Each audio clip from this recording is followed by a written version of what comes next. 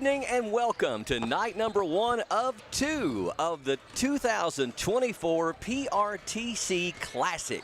We're at Jackson County High School for tonight's doubleheader. Going to do things a little bit differently tonight as both games are going to be in one big broadcast. Wherever you are, near or far, we appreciate you for joining us tonight as we've got 5 games to bring you this weekend, 2 tonight and then 3 tomorrow evening/night. We got our entire PRTC broadcast crew here tonight. Our 2 cameramen always doing a great job. TJ Isaacs and Justin Lakes. Of course, Mark Solfridge is our producer, our eye in the sky. Hunter Carroll alongside for color commentating and stats. And my name's Brian Murray, ready to bring you all the play-by-play action tonight. Again, a double dip. The nightcap will be the Jackson County General Boys entertaining the Owsley County Owls. And then the game that we're going to bring you here first is going to be the Jackson County Lady Generals entertaining the Knox Central Lady Panthers. And Hunter Carroll coming alongside. And Hunter, as far as a good early test, this is going to be the biggest one so far. Only played 1 game, had the Lady Generals thus far, but you're talking about the Knox Central Lady Panthers and the one-girl wrecking crew in Hallie Collins, Jackson County native, but she has been at Central now for the last 3 seasons, and she is something else. Preseason favorite to be the player of the year in the region, and really they're probably one of the top 3 teams in the region right now. Yeah, absolutely, Brian. To me, it's kind of like you said, great test. Also kind of feels like that big fight game, big prize. I mean, this could very well be a 13th region championship game. Hallie Collins is the player of the year, the UPOC commit, going up against the number 3 season player, Abby Gilbert, Campbellsville commit. Just going to be could got more potential for one of those blow-for-blow type games. Knox Central obviously probably the favorite right now.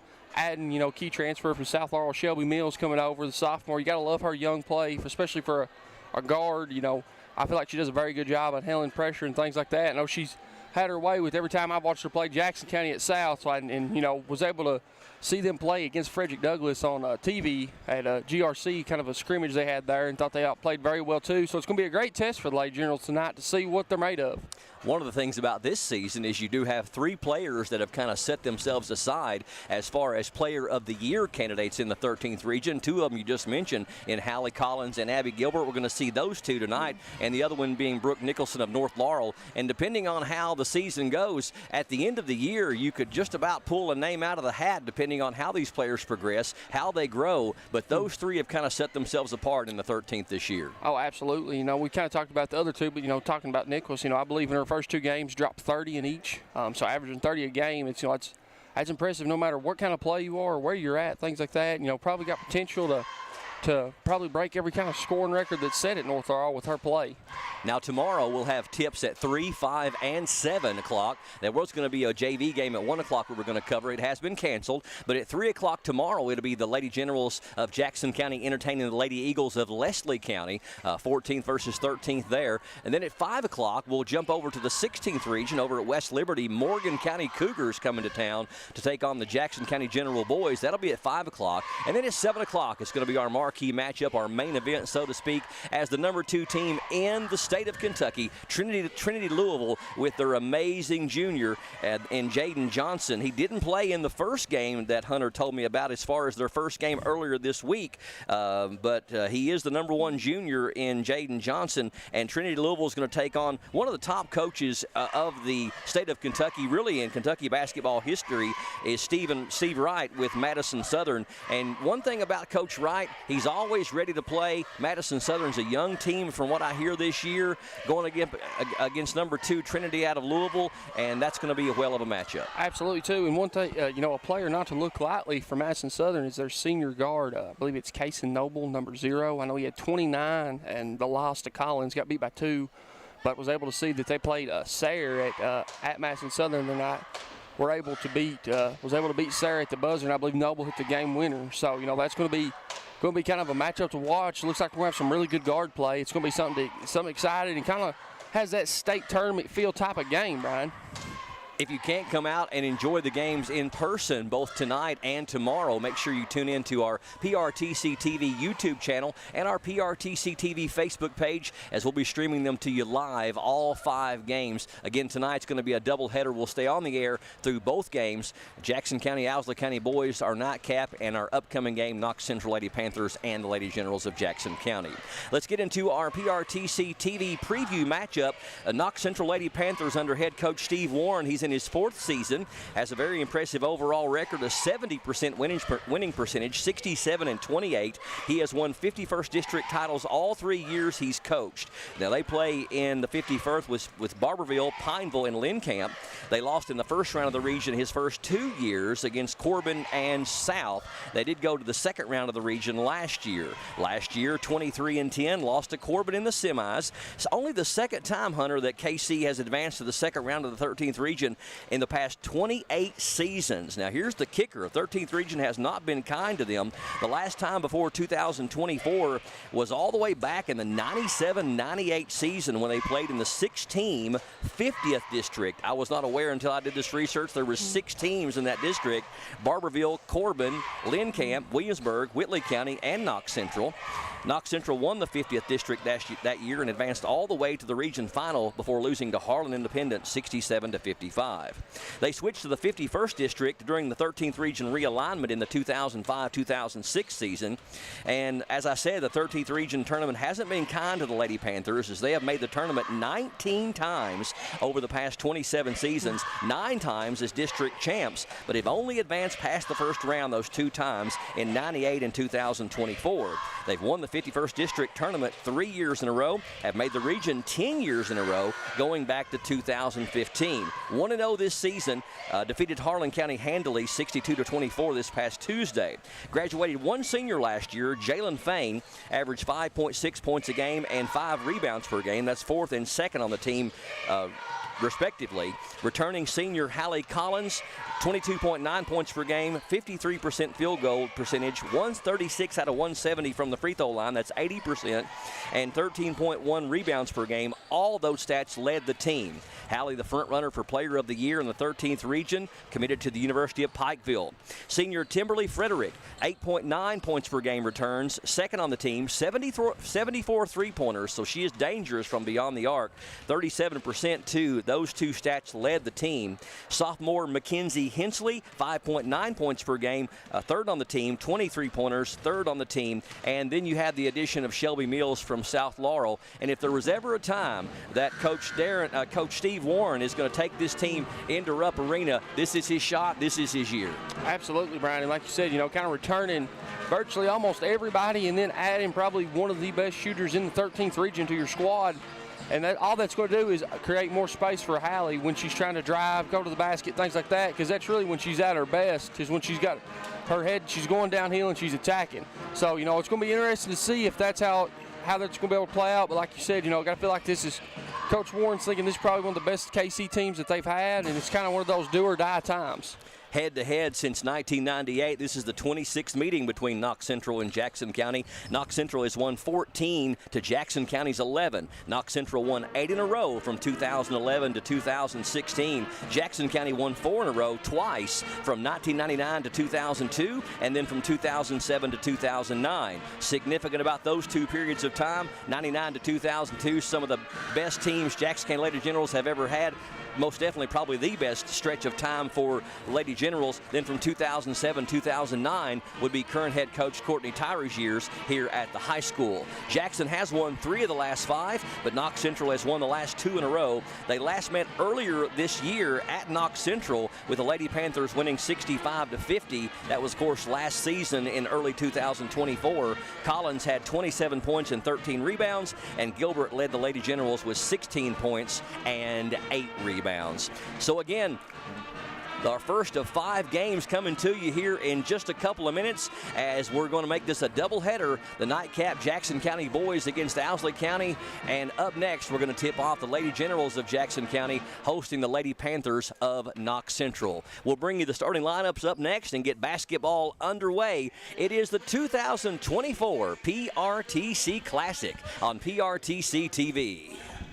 Basketball fans, get ready. The 2024 PRTC Classic is coming to Jackson County High School December 6th and 7th. The action starts on Friday, December 6th, with the Jackson County Lady Generals taking on the Knox Central Lady Panthers, followed by a border battle as the Jackson County Generals face the Owsley County Owls. Saturday brings even more action as the Jackson County Lady Generals take on the Leslie County Lady Eagles.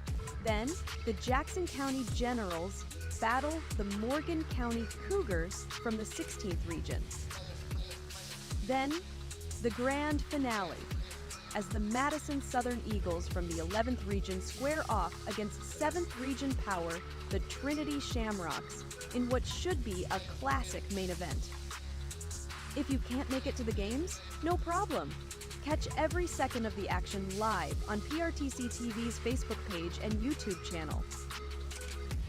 The 2024 PRTC Classic, December 6th and 7th at Jackson County High School. Don't miss this action. It's more than basketball. It's a classic.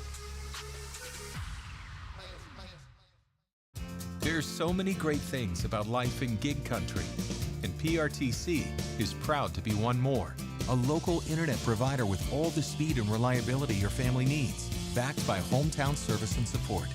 Whether you need to just check email or power multiple Wi-Fi devices all over your home, we've got the right package for you. Stop by one of our friendly offices, give us a call, or visit us online to learn more. PRTC, your local internet connection. Take the halls and take control with Advance Pay, the plan you've been asking for, with no credit check, no contract, and most features of postpaid, plus lots of new multi-month options and plans. It's Advance Pay from Appalachian Wireless. Take the halls with $100 off select Advance Pay devices. Ask Santa's Little Helpers about Advance Pay at your favorite Appalachian Wireless location. Your plan, your way. Advance Pay, because we are you. We are Appalachian Wireless. Are you working online from home? PRTC needs your feedback. Take a quick online survey and let us know how we can enhance your work from home experience. Your input will help us prioritize service improvements, including better outage notifications. Plus, when you complete the survey, you'll be entered for a chance to win 3 months of free PRTC internet. Scan the QR code now to get started. Thank you for helping us serve you better, right where you work, at home. Not enough power? Not okay. Weak Wi-Fi? Also not okay. These days, your home's got Wi-Fi connected gadgets and devices here, there, everywhere, and they all use more and more Wi-Fi until, luckily, an easy upgrade to PRTC fast, reliable internet with GigaSpire whole home Wi-Fi makes it all okay. Call or visit PRTC online for a great upgrade offer today. Welcome back to the 2024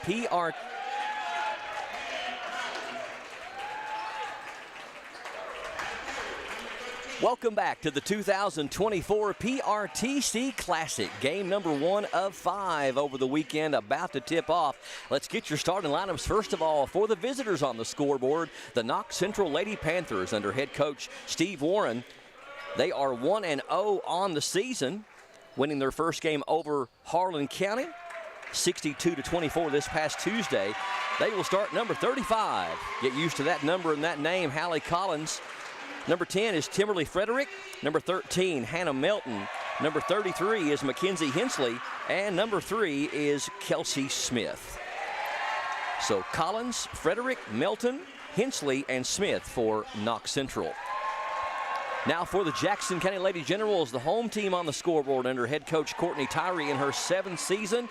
1-0 on the year as they won their first game over Hazard here at home 55-50 this past Tuesday. She has a career record of 114 wins against 60 losses, a 65% winning percentage. They will start number 34, Abby Gilbert. Number 14, Ansley Nichols. Number 52 is Hannah Jackson. Number 24, Larkin Vaughn. And number 2 is Sammy Creech.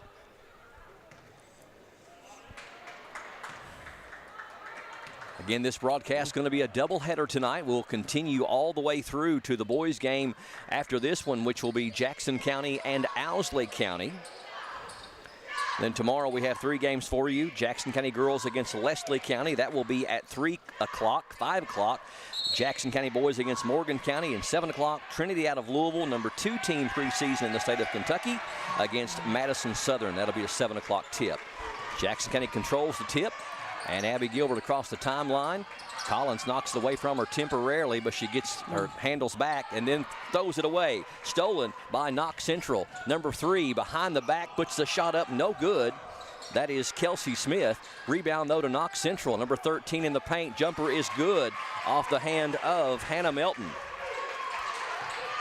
Knox Central strikes first. 2-0 Knox Central as Abby Gilbert crosses the timeline. Lady Panthers in girl-to-girl defense. And looking like, too, Brian, here in the early going, it's kind of going to be that aggressive. They're really wanting to speed the Lady Generals up. Knocked away. Again, that was knocked away. It was by number 33. Number 13 drives the lane, puts it up and in.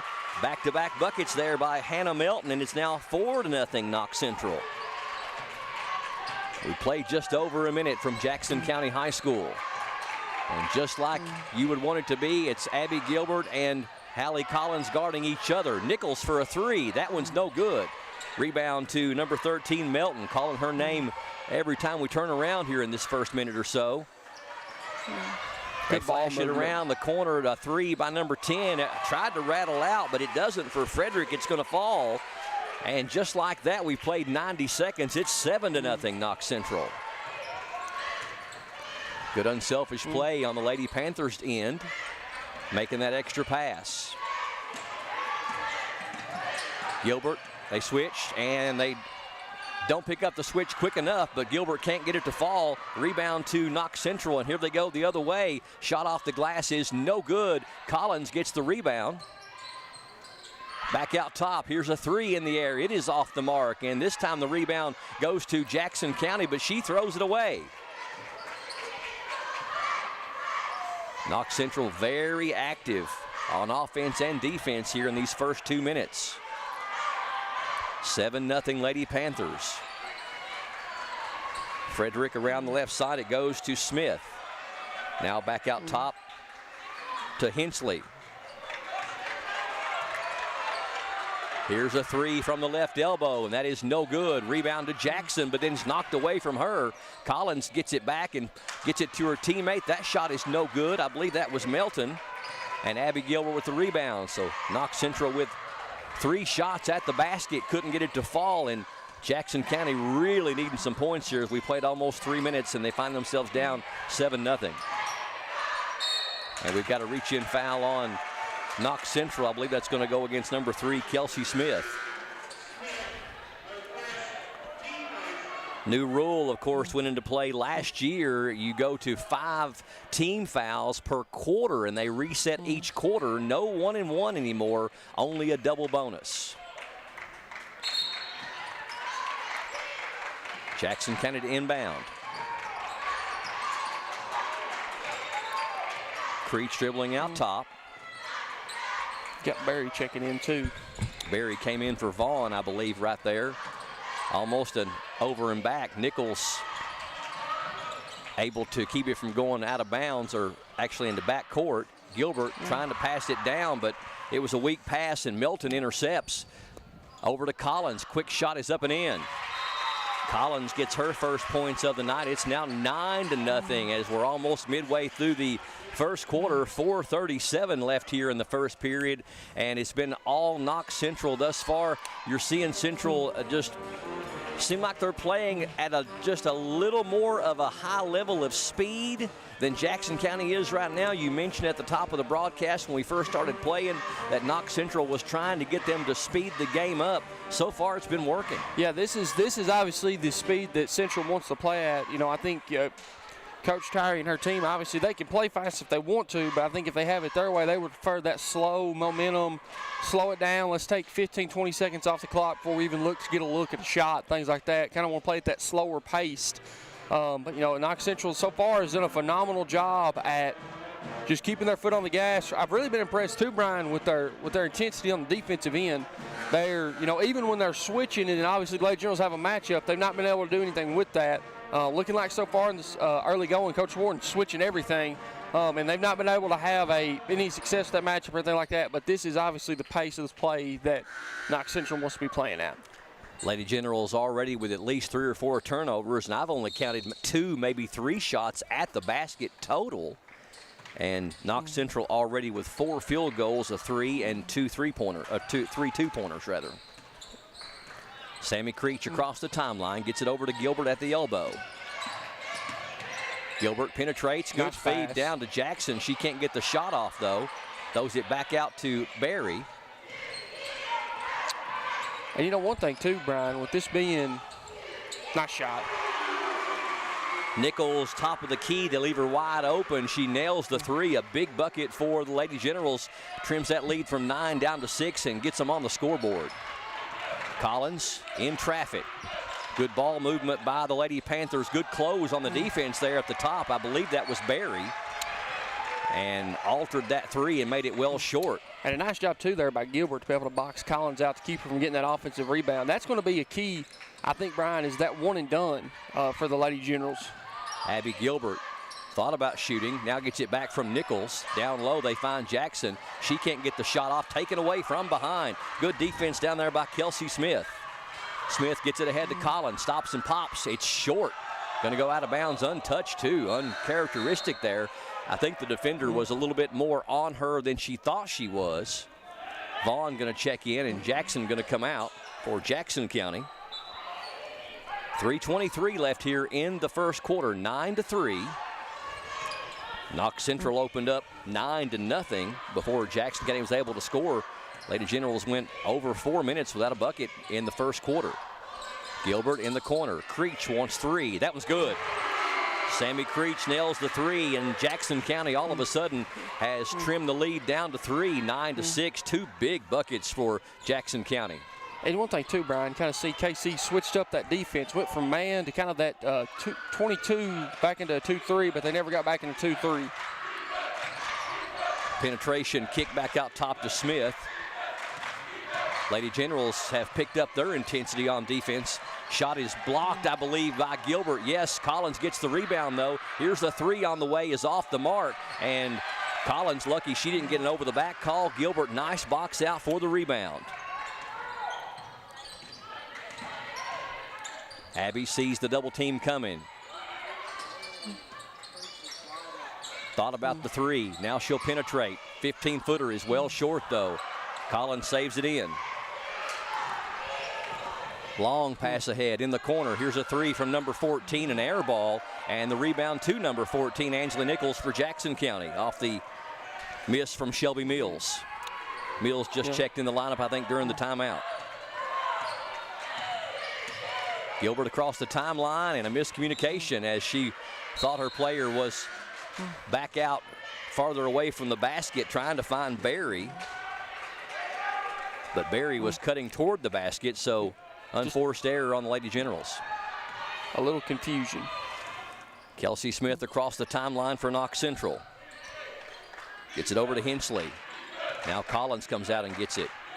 Collins backdoor cut, nice move and nice catch. Can't get the bucket to go though. And Gilbert with the rebound. So Jackson County doing a good job about what you said about the one and done, keeping Knox Central off the boards here in the last couple of minutes. 1:28 left in the first quarter. 9-6 Knox Central. Nichols gets it to Gilbert. Gilbert draws the double team. Here's a Barry 3. Top of the key is off the mark. Rebound though ran down by Gilbert, but she saves it right into Hallie Collins' hands as Lady Generals have nobody down the other end of the floor, and traveling called on Knox Central. Took the extra step. That is number 32, I believe, that's recently checked in for Knox Central, Maggie Gibson. You can do that at the highest level of basketball, but not until you get to the NBA. Yeah.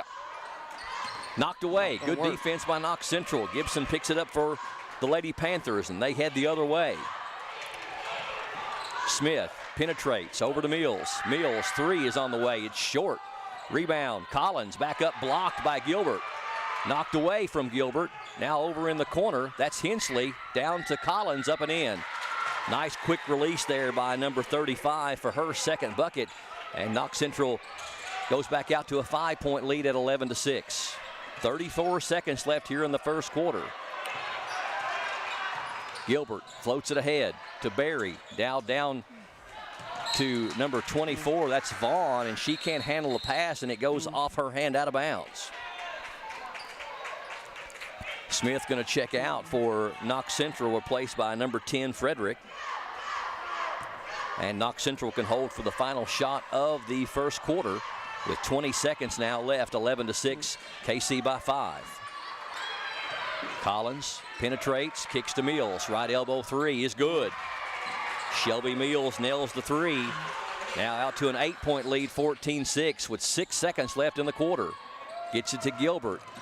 Gilbert got to get a shot off. Creech at the horn, and it won't fall. Caught plenty of rim, but at the end of one, Knox Central with the 8-point upper hand on the Lady Generals of Jackson County. 14-6 your score. We're coming back with the second quarter up next as the PRTC Classic rolls on PRTC TV.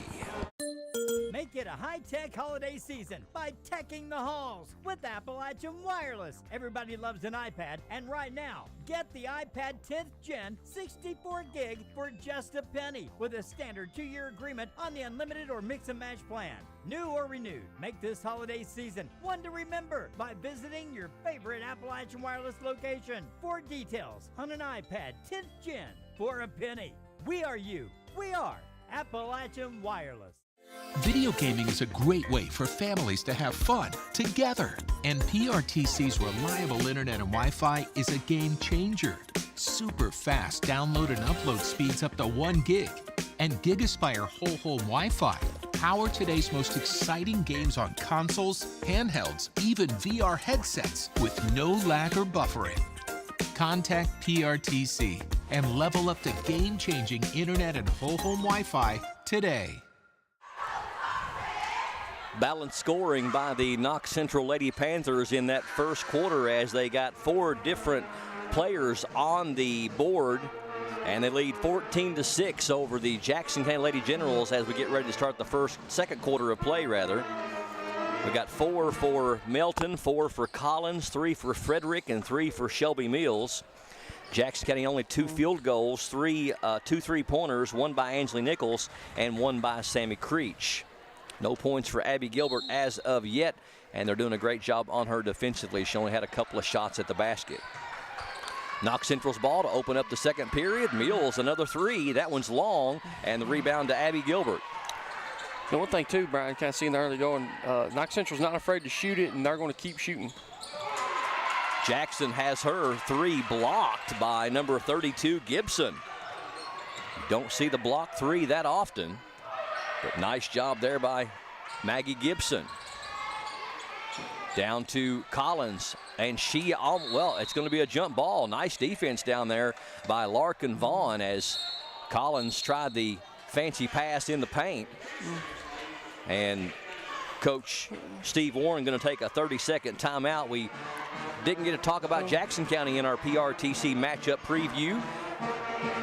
Courtney Tyree in her 7th season, where they were 19-12 last year. 49th District runner-up, lost in the opening round of the region to Corbin, 56-49. Courtney's made the region the last 3 seasons as the 49th District runner-up. They advanced to the 13th Region Championship game just a couple of seasons ago, 2023, only losing by 3 to North Laurel, 42-39, only 4 points away from making it to the state tournament. Graduated 3 seniors last year, and over 55% of our offense in Kylie Shannon, Madison Curry, the 2 biggest losses. Of course, Abby Gilbert, a candidate for Player of the Year in the region, committed to Campbellsville. Back from the timeout. They inbound and get it ahead to Jackson into front court. Picks up her dribble, looking for help. And they leave her, and she's going to try a 3-pointer and nails it. Well, you know, one thing about it, if they're just going to leave you alone and think you're going to have to pass it, then just nail the 3. And you got to like the confidence, too, Brian, from the young freshman. Just got her last 3 blocked. A lot of freshmen, sometimes a moment like this in a big game, they can shy away from that. corner three is short. Good close on the defense by Jackson County. Ansley Nichols with a nice hustle play to save the ball from being a travel as she was on her backside. 14-9, Knox Central by 5. Sammy Creech picks up her dribble and a pass deflected. Good defense down there by Knox Central's number 33, Hensley. Hensley going to come out. And is that number 21? Hurst, I believe, checking in. First time we've seen Sydney Hurst come on the floor. Jackson County trying to inbound. Creech falls down. They get it into Gilbert in the right corner. I believe Sammy is okay. Abby Gilbert picks up her dribble, gets it top of the key to Jackson. Jackson had 15 points in the fourth quarter against Hazard. Tries another three. That one's a little bit too strong. And the rebound to Hurst. Get it ahead to Collins. Collins fakes the three. Now she'll dish off to Gibson. Jumper's good from the free throw line. Maggie Gibson, her first points of the night. Jackson County down 16-9. No 2-point field goals in over 10 minutes of play for Jackson County. And what we got? I believe we got a foul on Collins. Okay. That might have been why that pass was so errant. First personal on Hallie, and that'll be the first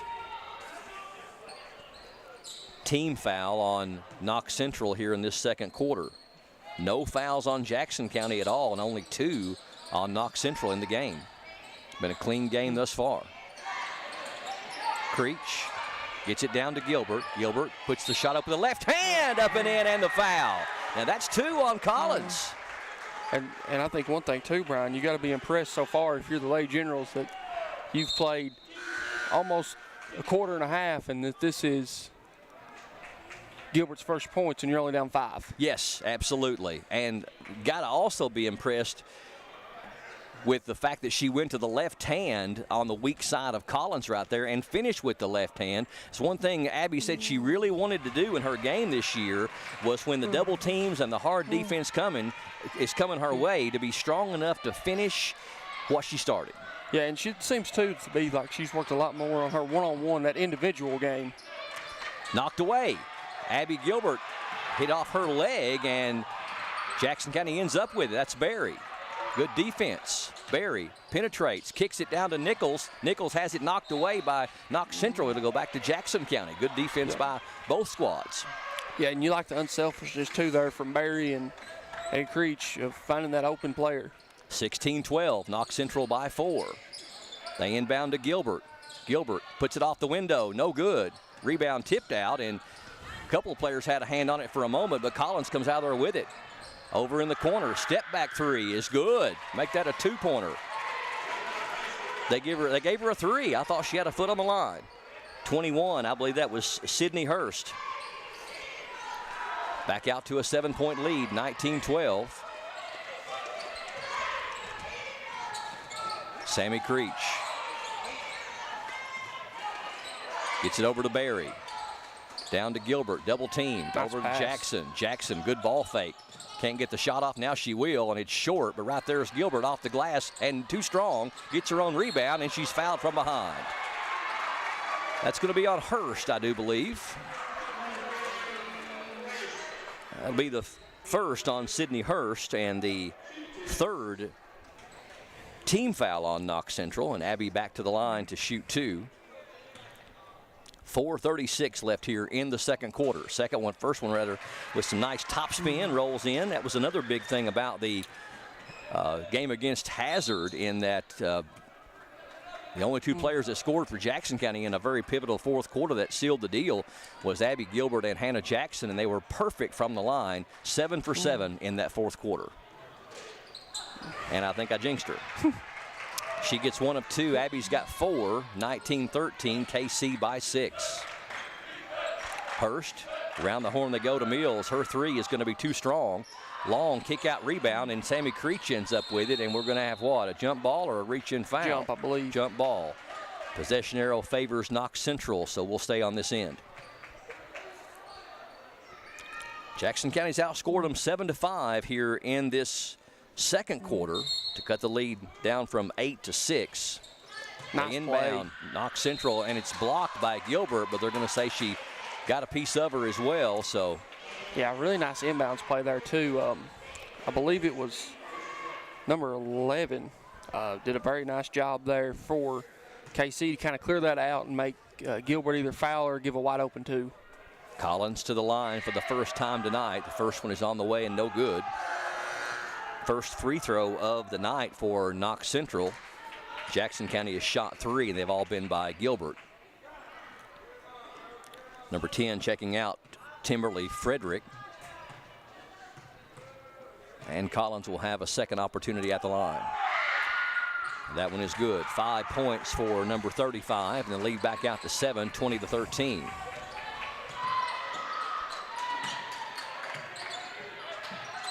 Gilbert gets it back from Nichols and gets it across the timeline, and we got knocked away and a foul on number 11.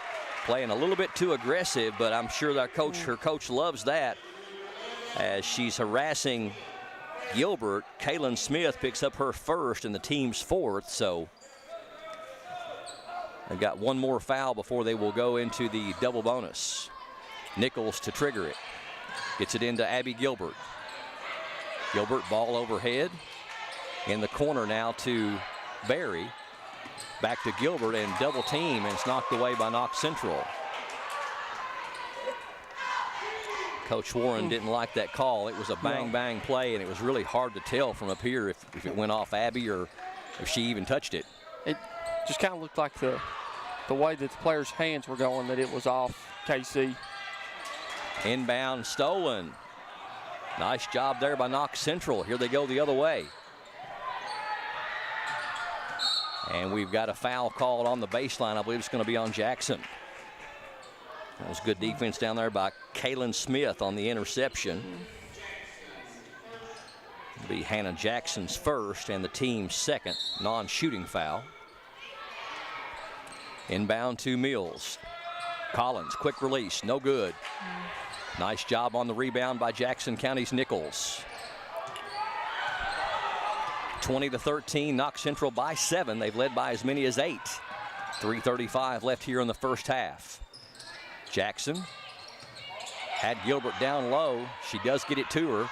Shot is off the glass, no good, and rebound by Knox Central. Here comes Collins the other way.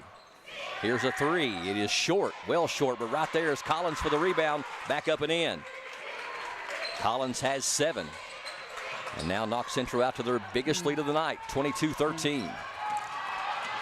Gilbert penetrates, has it knocked away, puts it off the glass, too strong. Rebound to number 21, Hurst for the Lady Panthers. They're quickly into front court. Looked like almost a travel there. 3 is no good, but the rebound goes back out to Mills. Her jumper is no good. And we've got Creech slow to get up. Going to get Larkin Vaughn in for her. We do have a Jackson County foul. And if that's going to be on Gilbert, that's going to be her second, and it is. So we've got Collins and Gilbert both with 2 apiece.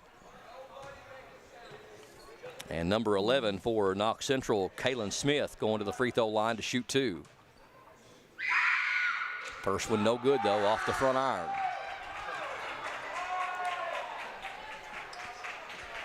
Creech limping a bit as she comes off the floor as Vaughn checks in for her. Smith with a second opportunity, and she gets that one to go. So Knox Central 2 of 4 from the line. Jackson County 2 of 3. Into Gilbert. And we got a foul in the back court. We've got to put them in the bonus too, right, Brian? I believe it will. Kaylin Smith picks up her second, team's 5th, and there's actually not a bonus anymore. It's 2 shots. They got away from the 1-and-1, and what I heard from a lot of people that seemed to be in the know about what the KHSAA was trying to do was they had some research that was showing that there was a lot of injuries that was sustained on a 1-and-1 situation. Abby shooting a little flat-footed there. She may be kind of winded. Yeah, it looks like a lot of hands on the hips. This looks a little gassed. 2 of 4 from the line and misses them both. 3 in a row she's missed. 23-13. Knox Central double-digit lead here with 2:38 left in the first half. Down to Smith. Number 15 open for a three. It's in and out. Rebound to Vaughn, and we're going to have a jump ball. And this time the possession arrow favors Jackson County. So the Lady Generals really needing to close strong here. Yeah, you'd like to see this kind of, maybe if you could cut it in half, or six or under with these last 2 minutes. You'd be, if you're Coach Tyre, you got to love where you'd be at. Hurst playing some tight defense on Nichols and knocks it away from her. And then we got a foul on Jackson County. So the defense causes yet another turnover. I believe that's going to go against Berry. I believe so. No, they're going to call it on Nichols. Nichols first, team's fourth, so the next one will put Knox Central shooting double bonus as well. Just over 2 minutes left here in the first half. Hurst in the corner, down to Collins. Collins back to Hurst for a three. That one's no good. Rebound, though, to Knox Central. Shot is blocked and going to go out of bounds off of Jackson County. Back to Knox Central. Good defense down there by the Lady Generals as number 11, Kaylin Smith, got the rebound, and I believe it was either Jackson or Gilbert with the block. Inbound the corner for Hurst. This time the three's no good again, and Gilbert with the rebound.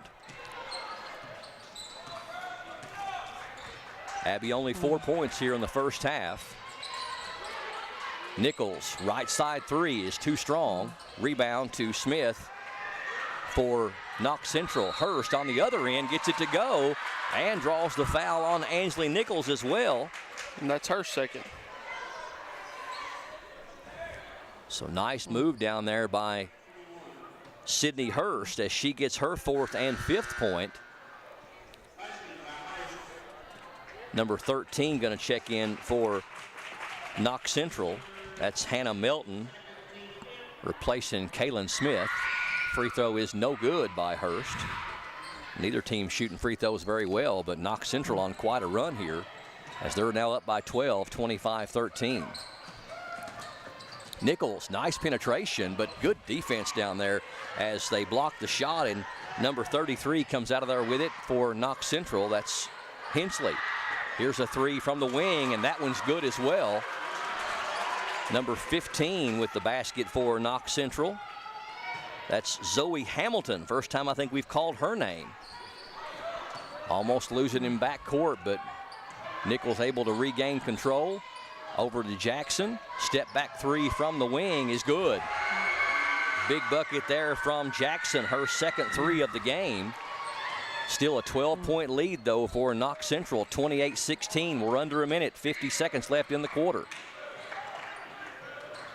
Collins loses it, but regains control. Then it's off of a player's leg as Hurst tried to get it back out top. And Jackson County with an opportunity here to cut it back under 10 with a three, or down to 10 with a two.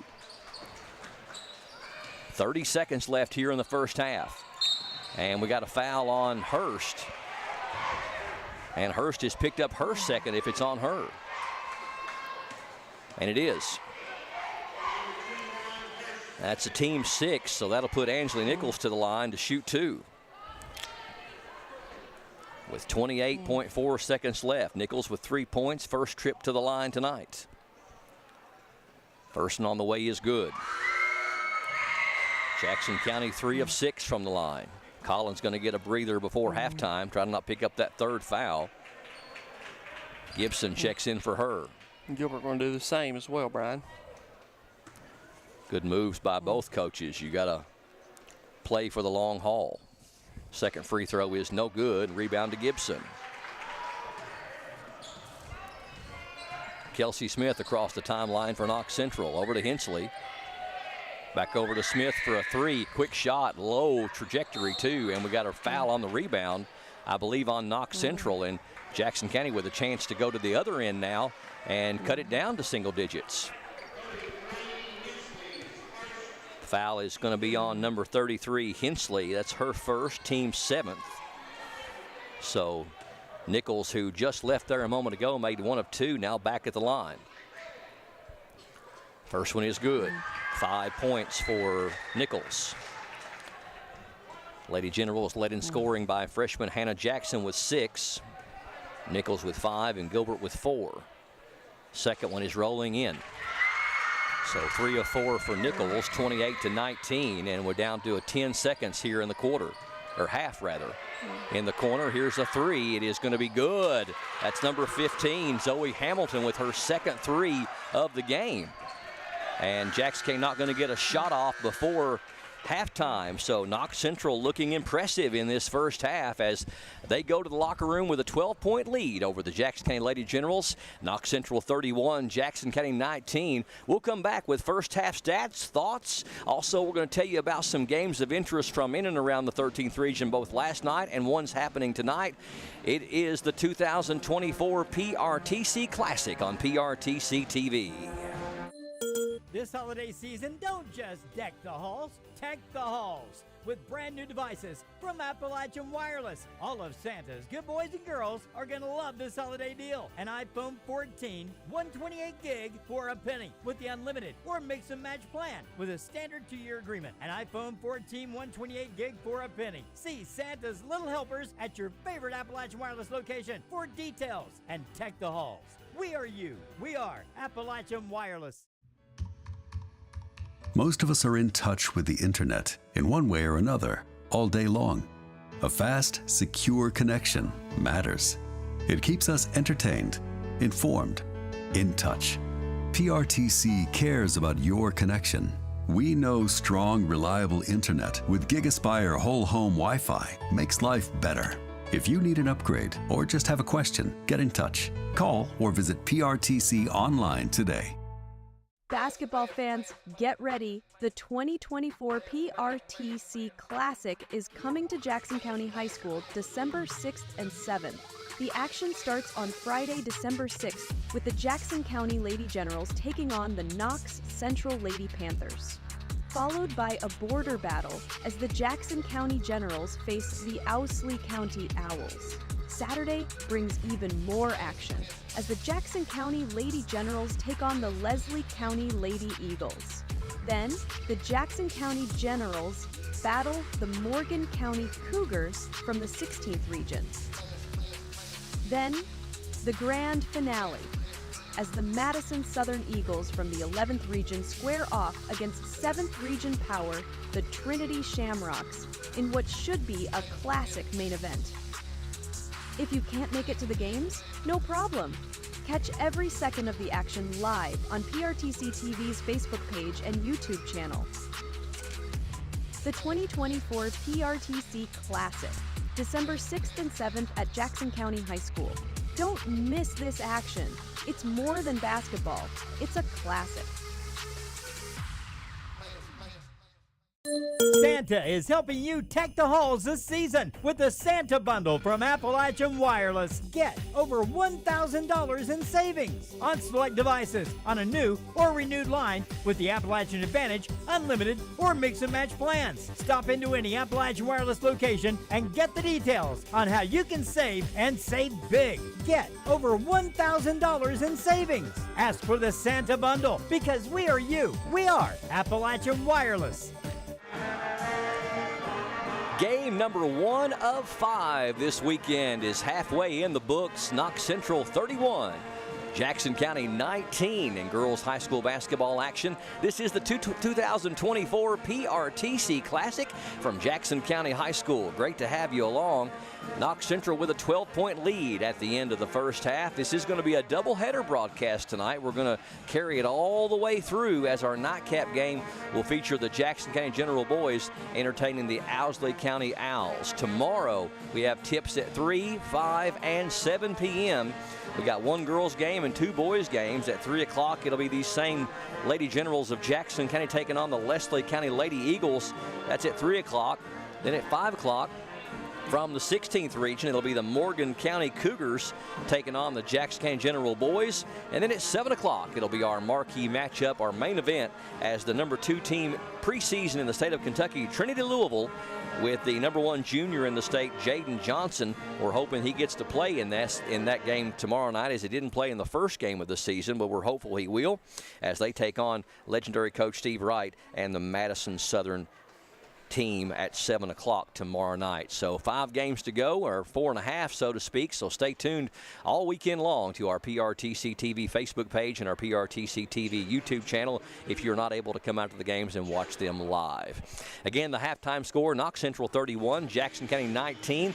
Let's get inside the numbers and find out how we got to this point. It's Hunter at the half. We'll start with Knox Central's individual. Brian, you had number 32, Maggie Gibson with 2 points. Number 10, Timberly Frederick with 3. 14, Shelby Mills with 3.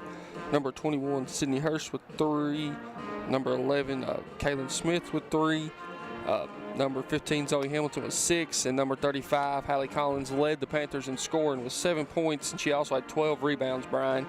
And then if you flip over to the Lady General side, you had number 2, Sammy Creech with 3 points. Number 4, Abby Gilbert with 4 points and 8 rebounds. Number 14, Ansley Nichols with 6 points. Number 52, Hattie Jackson with 6. If you flip over to the team stats, Brian, Knox Central shot 12 of 34 from the field for 35%, compared to Jackson County's 5 of 19 for 26%. Jackson County did shoot 4 of 10 for 40% from 3, compared to Knox Central's 5 of 18 for 28%. Knox Central was 2 of 5 for 40% from the free throw line, compared to Jackson County's 5 of 9 for 56 from the free throw line. The Lady Generals had 16 team rebounds compared to Knox Central's 21. Knox Central had 7 team assists compared to Jackson County's 3. The Lady Generals did have 12 turnovers compared to Knox Central's 3 turnovers, Ryan. Big stat there in the turnovers. Jackson County with 12 to Knox Central's 3. And the three-pointers really keeping Jackson County in the game thus far, as they've had 4 three-pointers and only 1 two-pointer. And I think you said you had them at about 11% from the two-point line in the first half? Yeah, going from the two-point line, I had them 1 of 9 for 11%. That one was the Abby Gilbert and one. But other than that, that was the only two-point range bucket that I remember them making. Lady General's got a lot of work to do to catch up to the Hallie Collins-led Knox Central Lady Panthers. Some games from in and around the 13th region. In last night's action, it was Clay County and Bell County at Bell. Bell County with a big win. This is girls basketball, 70-48 over Clay. Corbin knocked off Barberville handily at Corbin, 80-25.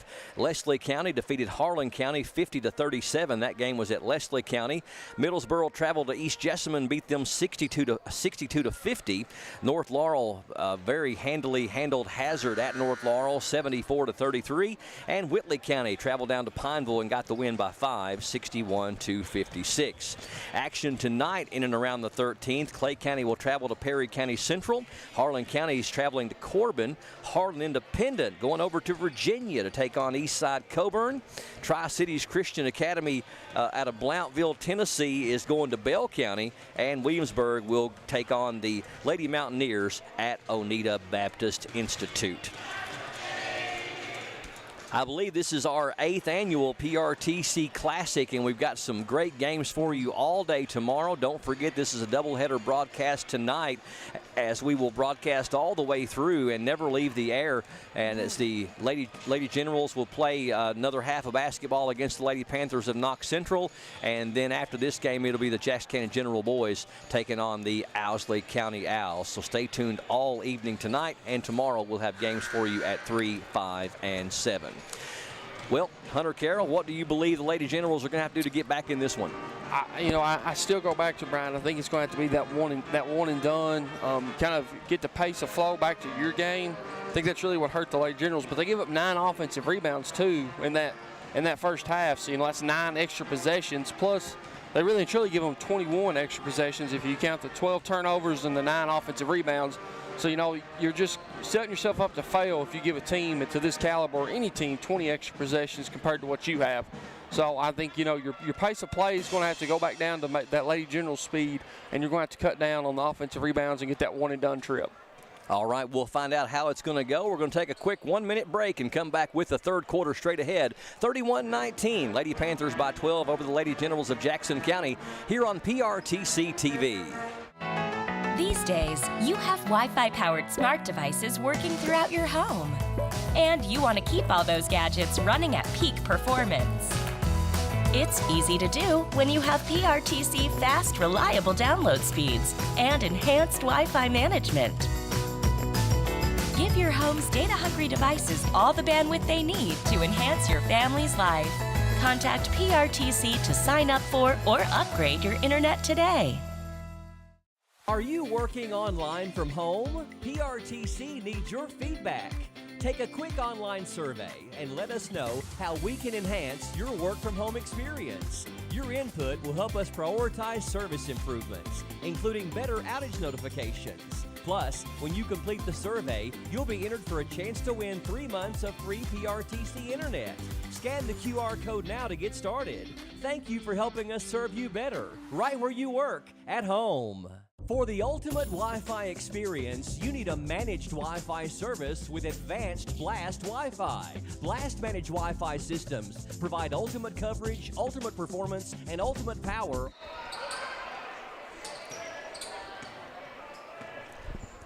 Second half underway. Knox Central with the basketball. This is the 2024 PRTC Classic on PRTC TV. Knox Central with the ball. 12-point lead, 31-19. They pass it down low to Collins off the glass and no good. Can't get it to fall, but a nice move there by Collins, and the foul going to be on Jackson County's Vaughn, number 24. First on Larkin, and the team's first of the quarter, and Collins back to the line, 1 of 2 from there on the night. She has 7 points. First and on the way is rolling off. Knox Central has struggled from the line tonight, only 2 of 6. Jackson County 5 of 9. Collins' second one on the way is good. So Collins, with that big rebounding first half, only 2 points away from a double-double here in the early going of the third quarter. Nice steal there by Collins with the easy one. And that is your double-double. 34-19. Creech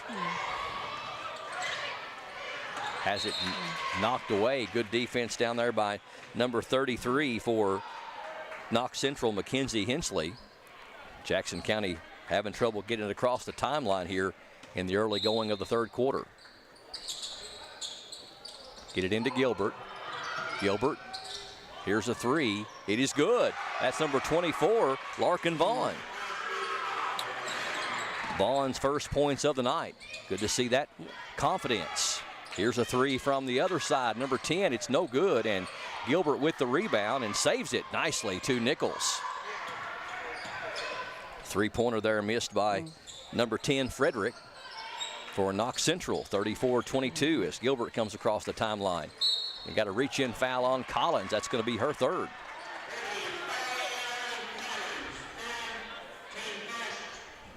Her third, team's first. So we'll keep an eye on that. Collins, a smart player, and she will know how to back off defensively. And you kind of got to like the decision from Coach Warren, switching up the defensive assignments too, taking Collins off Gilbert. Kind of keep her on the floor. They are giving up quite a bit of size as that's my call. Angela Nichols dribbles it off her foot out of bounds. So Jackson County making some unforced errors here in the first 90 seconds of the third quarter. Shelby Mills going to try the 3 from the wing, and that's good. Second 3 of the game for Mills, and it's out to a 15-point lead for Knox Central, their biggest of the game.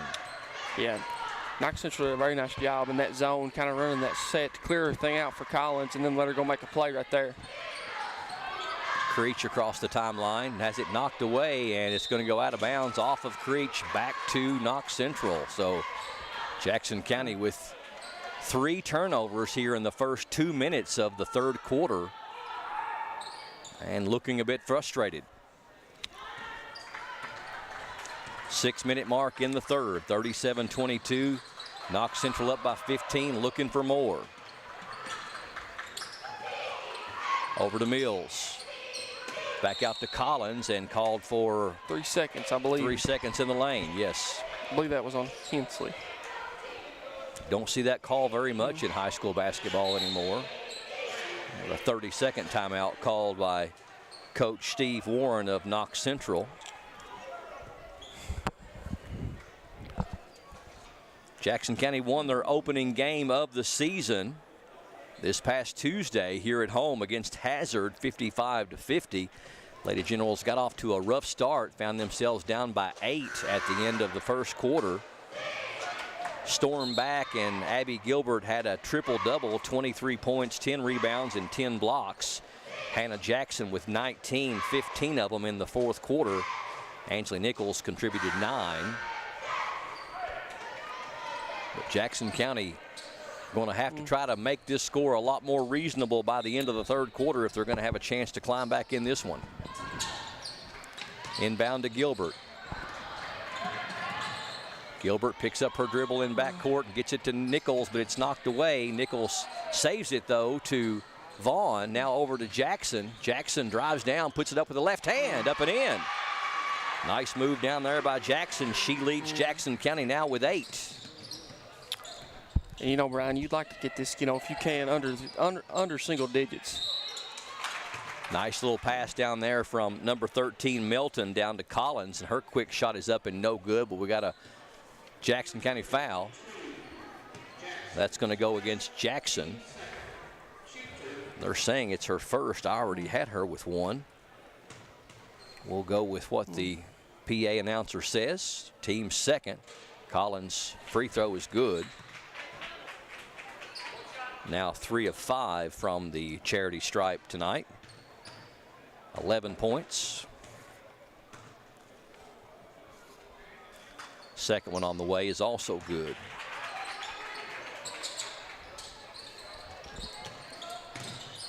Knox Central's outscored Jackson County 8-5 here in the first 3 minutes of the third quarter. Barry looks like she was pushed. Picks up her dribble, looking for help, gets it to Gilbert. Gilbert at the right elbow, cross-court pass over to Jackson for a 3, and that one's good. Hannah Jackson starting to heat up. She's got 11. First Lady General in double figures, 40-27. Mills, Hensley, now Melton down low. Collins up and in. Collins having a big quarter. She's got 7 in the period. Real nice high-low there set there for Knox Central. Nichols picks up her dribble. Lady General's got to watch the 10-second call. Barry across the timeline. Pass down to Gilbert. Gilbert off the glass and good. Gilbert's first touchdown there in a while. She's only got 6 points on the night. 41-29. Mills over to number 10 in the right corner. Now they flash it around. Number 33, 4-3. That one's no good. Collins with the rebound, and Nichols tying her up down there. They're able to get it back out top. Here's the jumper from the free throw line. It's no good. Gilbert with the rebound. Off the Frederick miss. Long pass ahead. Dangerous one to Barry. Barry picks up her dribble, gets it to Nichols. They got a mismatch down there with Gilbert. Good pass. Over to Jackson for 3 more. That one's good again. Hannah Jackson with 8 in the period, 14 for the game, and the lead down to single digits at 41-32. And we've got a full timeout on the floor with 3:43 left here in the third quarter. And we'll take a quick break. Stay tuned for more of the PRTC Classic from Jackson County High School on PRTC TV. For the ultimate Wi-Fi experience, you need a managed Wi-Fi service with advanced Blast Wi-Fi. Blast managed Wi-Fi systems provide ultimate coverage, ultimate performance, and ultimate power all the time. Available from PRTC, Blast Wi-Fi systems feature the latest Wi-Fi 6 technology. They're equipped with unrivaled bandwidth and 4 times more simultaneous connections, so you can connect tons of devices throughout your home with no lag and no downtime. Plus, with 24/7 support and remote troubleshooting, you can rest assured PRTC is always there to help you should any issues arise. Now the Ultimate Managed Wi-Fi also comes with the Ultimate app. The PRTC Commander mobile app puts you in control of the home network and makes it easy to set up and connect devices, run network speed tests, pause Wi-Fi, and set parental controls, all from in the palm of your hand. It's the ultimate Wi-Fi experience, and it's a blast. Contact PRTC today to sign up and get started.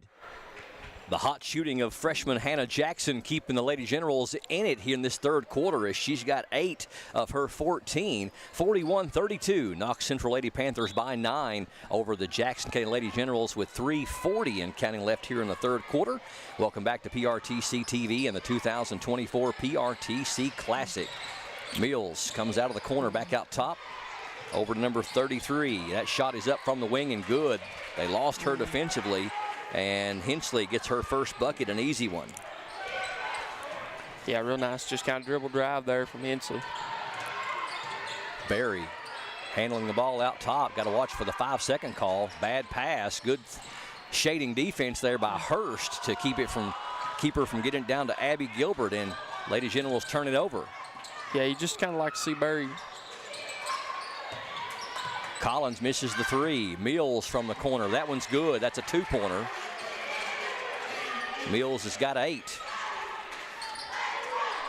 45-32. Back-to-back buckets by Knox Central. Has the lead back out to 13 just when the Lady Generals had cut it down to 9.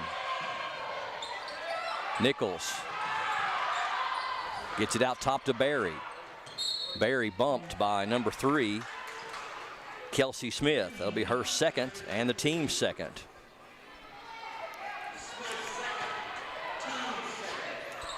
.236 left here in the third. Lady Generals trying to hang tough against a tough Knox Central Lady Panther team.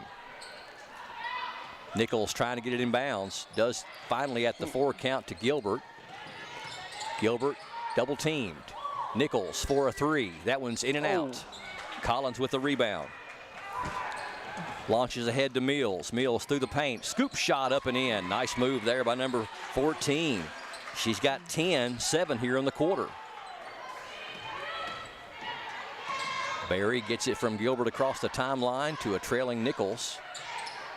Pass too late, and Hurst able to intercept or knock it away. Nice behind pass. The back pass by Mills, but they can't finish it. Collins trying on the second effort, can't get it to go either. So Knox Central with 3 shots at the basket in transition, can't get it to fall. Nichols has it knocked away by Hurst. Off the glass, no good. Gilbert made that happen. Barry is bumped by Mills. So a frantic pace there as Mills picks up her first and the team's third.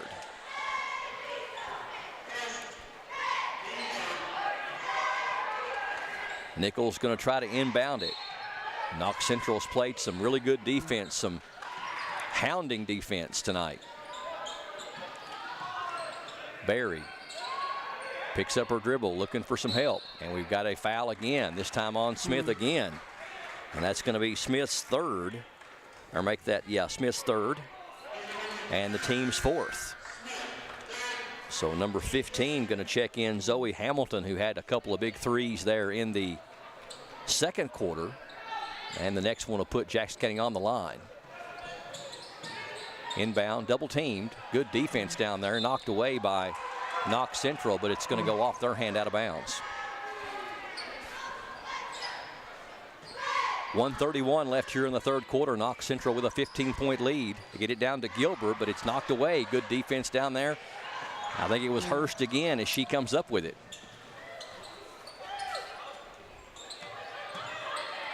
Hensley, here's a 3. It's good.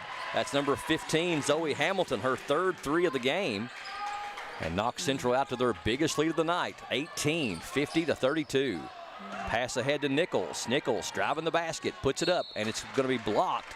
But we got a foul on Knox Central in the process. I believe that was Hamilton they got there, Brian.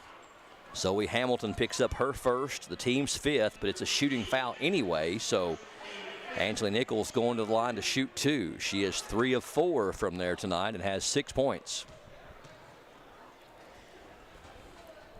First one on the way is no good. A little too strong off the back iron.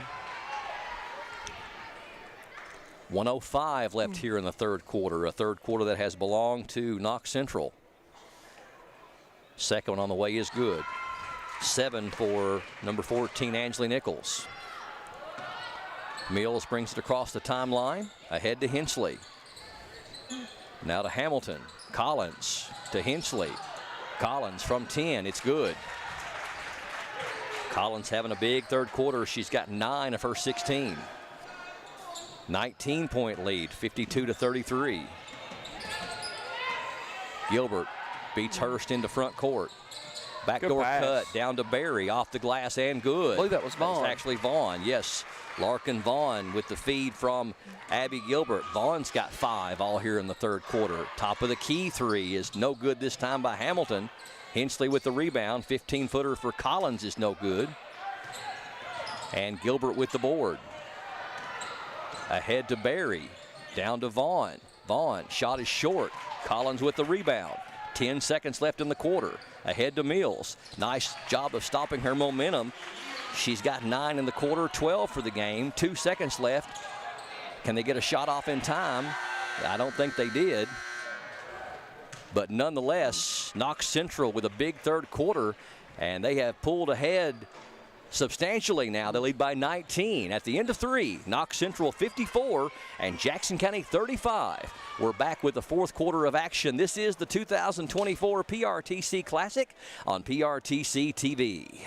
If your outdoor projects call for digging, you need the right tools, including one of these. It's never been more important to call 811 or visit call811.com to locate underground utilities before you dig. Essential connections to your home are just below the surface and can be easily cut. So use one of these tools to call or go online and know what's below. This message provided as a public service by your friends at PRTC. Our family relies on the internet every day. We both work from home at times, so our Wi-Fi just has to be there. We learn with it, laugh with it, and count on it for all kinds of things in our home.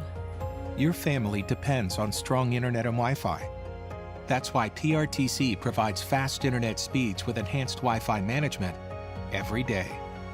To learn more about our internet and Wi-Fi choices, visit prtcnet.org.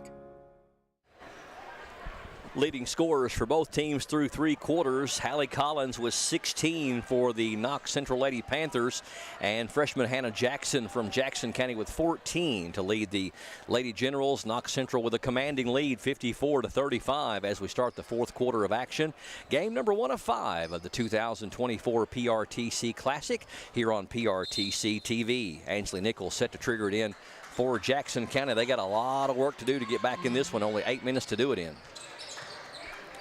Gilbert picks up her dribble, throws it left side over to Berry, and a bad pass sails out of bounds, and it goes back to Knox Central. You got to figure down 19 to a team like Knox Central, just about everything's going to have to go right. Yeah, you got everything's going to have to go your way, and you're going to have to constantly keep pushing. Hinchley down to Gibson. Gibson off the glass, blocked by Gilbert, as she was going to take it off the glass, but a swat by Abby. Abby had 10 blocks in the first game against Hazard, first game of the season for the Lady Generals. They won 55-50. Gibson at the top to Hinchley. Down low, they find Hamilton, blocked by Gilbert again. Loose ball on the floor is taken away by Jackson County. Jackson gets her dribble cut off, gets it to Nichols. Long pass across court over to Gilbert, and now to Berry into front court. Gilbert over to Jackson. Can't get her shot off. Gets it down low for Gilbert. Berry for a 3. That one's good. Nice inside-out game there with Berry and Gilbert. First points of the night for Bailey Berry, 54-38. KC by 16. Hamilton from 15. That one's no good. Rebound tipped around and in the hands of Mills for Knox Central. Drives the baseline. Good pass out to Gibson. Now over to Hurst for a 3. That one's no good. Rebound is taken by Jackson, and she gets it to Gilbert. I make that, it wasn't Jackson, that was Vaughn, I believe. Vaughn down there, number 24. Good hustle by Larkin. Gilbert, left side over to Berry. Now back to Gilbert. Gilbert double teamed, and we're going to get a foul on Knox Central. I believe it's going to go against number 15. Hamilton, her second, team's first, and Abby Gilbert to the line to shoot 2. Free throw short. Abby struggled from the line tonight, only 2 of 6. Hurst comes out, and number 10, Frederick, checks back in. A noticeable player that's not on the floor for Knox Central is Hallie Collins, and it may be just because they're up by quite a bit. 7 points for Gilbert. Hinchley over to number 10, Frederick. Now Gibson over to Mills. She wants a 3, and she's in and out. Rebound to Gilbert. Gilbert should be in double figures on rebounds, or bad close one. Gilbert has it knocked away, gets it back, and then stolen by Mills. Actually, a pass ahead to Mills to a trailing Hinchley up and in. Nice running break there by Knox Central. Hinchley, her second bucket. She's got 4. Lead back out to 17, 56-39. Gilbert puts it up, no good. Lady Generals can't get the rebound. Hinchley comes out of there with it for the Lady Panthers, and nobody picks her up. Drives it all the way down to the basket and gets her third bucket. Back-to-back now for Hinchley. She's got 6. Jackson looking down low for Gilbert. She gets it to her with the left hand, and we're going to have a foul on Gibson. Maggie Gibson picks up her first and the team's second.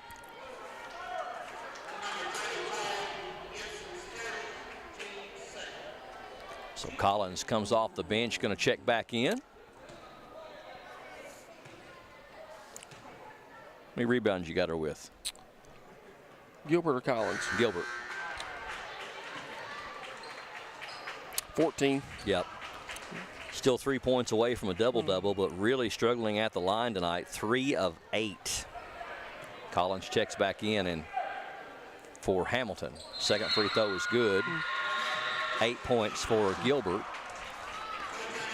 And we got a full timeout on the floor called. 5 minutes, 10 seconds left in the fourth quarter. Knox Central in control by 18, 58-40 over Jackson County. This is the 2024 PRTC Classic on PRTC TV. Appalachian Wireless has a gift for you this holiday season that's going to make it so easy to deck the halls. Taxes on us. Appalachian Wireless will pay the taxes on any device. And the activation fee, well, it's free. Just sign up for the Appalachian Advantage, Unlimited, or Mix and Match plans. Any device, taxes on us, and free activation. See Santa's Little Helpers at any Appalachian Wireless location for details. And Tech the Halls with taxes on us. We are you. We are Appalachian Wireless. PRTC TV excited to bring you the 2024 PRTC Classic from Jackson County High School. 5 games for you. Tonight's will be a doubleheader. We'll do the broadcast all the way through without leaving the air. After this game that's on the floor right now, the Lady Generals and the Lady Panthers will have the Owsley County Owls coming to play the Jackson County General Boys. That game should tip around 8 o'clock tonight. 5 minutes and 10 seconds left in this one. 58-40. Knox Central by 18 and with the ball. Lady Generals running out of time to get back in this one. Knox Central's played tough. Tomorrow 3 games, 3 o'clock, 5 o'clock, and 7 o'clock.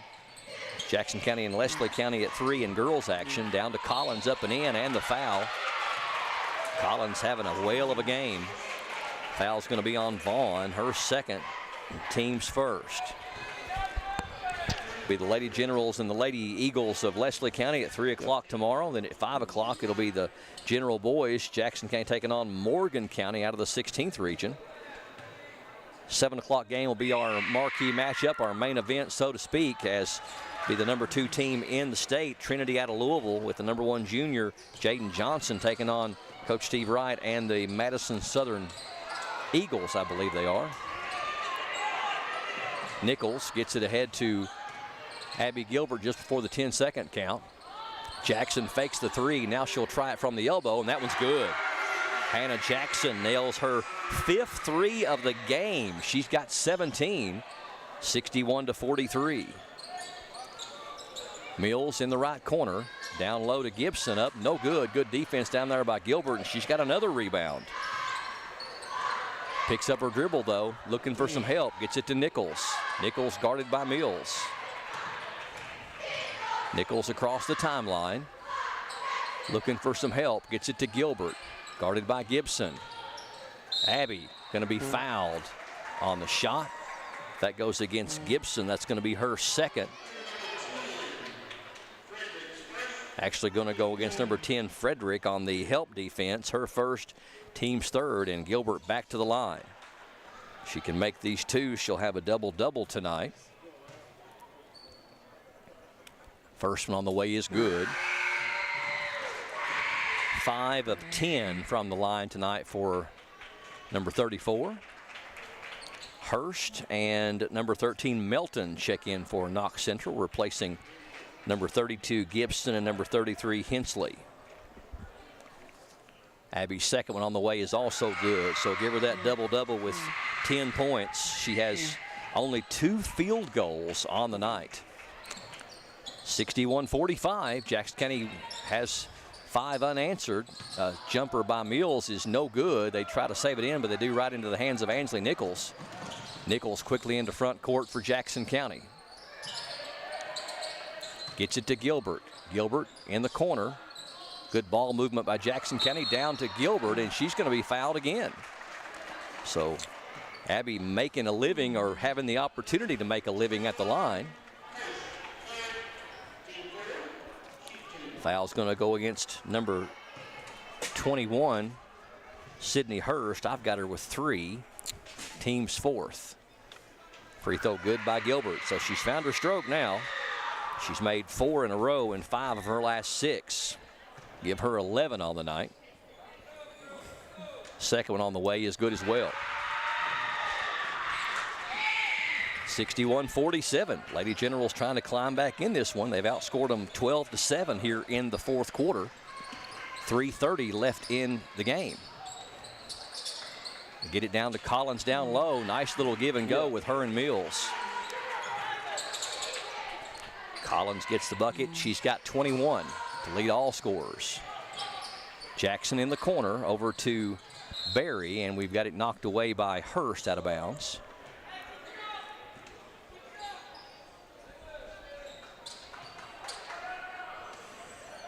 And Nichols will trigger it in for Jackson County. She missed Barry, but now she does get it to her. Barry penetrates and loses the handle on it. Might have been knocked away by Knox Central. Frederick comes up with it. Lady Panthers on the move. Hurst. Out top to Frederick. Mills penetrates, kicks it right side. Frederick wants a 3, and she got it. Second 3 of the game for Frederick for her 6 points, and back out to a 19-point lead for the Lady Panthers, 66-47.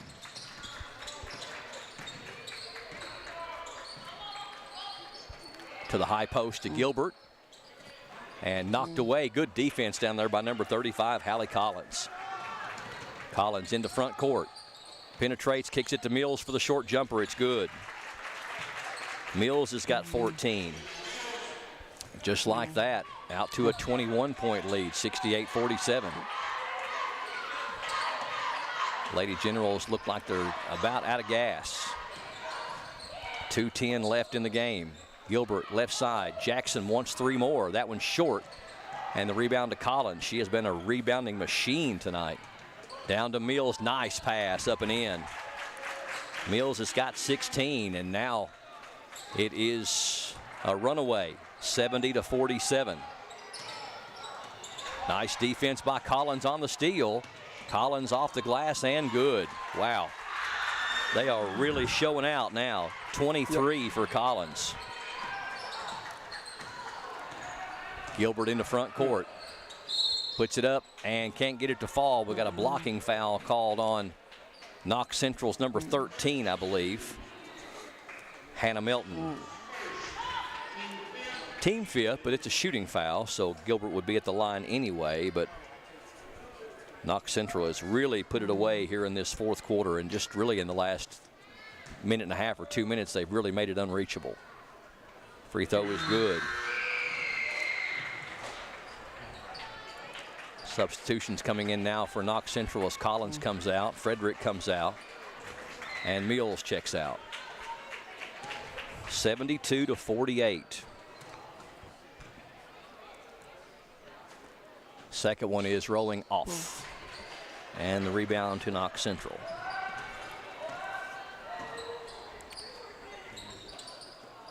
Knocked away by Gilbert, but back into the hands of Knox Central. Floating shot is up and good by number 15, Zoe Hamilton. Puts her in double figures with 11. Nichols picks up her dribble in backcourt. Barry comes and bails her out. She's going to bring it across the timeline. Knocked away by Hurst, but Barry gets it back. And now Hurst is going to be called for the foul. Hurst picks up her fourth. And that'll put Barry to the line to shoot 2. Barry with 3 points, had a 3-point field goal earlier in the quarter. Got number 2, Kylie Smith, set to check in next dead ball. Barry's free throw is good, give her 4. Jackson County only with 4 2-point field goals in the game. They have had a total of 9 3-pointers. Second one is no good by Barry. She gets 1 of 2. 74-49. Hurst. Jackson cuts her off. Now Smith to Smith to Smith. Now number 15 with it, Hamilton. Shot is up and no good. We're going to get a foul on either Gilbert or Jackson. I believe we're going to give it on Jackson.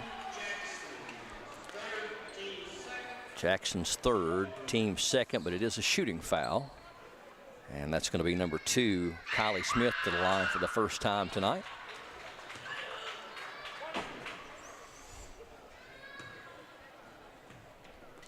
Only 43 seconds left in this one. A commanding performance by Knox Central. They have a 26-point lead, 75-49. Gilbert brings it up. Double team comes, gets it over to Jackson. Jackson back down to Gilbert in the corner to Barry for a 3, and that one's no good. Rebound to Gilbert. Gilbert to Jackson. Jackson penetrates, kicks it out top to Nichols. Here's a 3-pointer, it's no good. Rebound to Knox Central.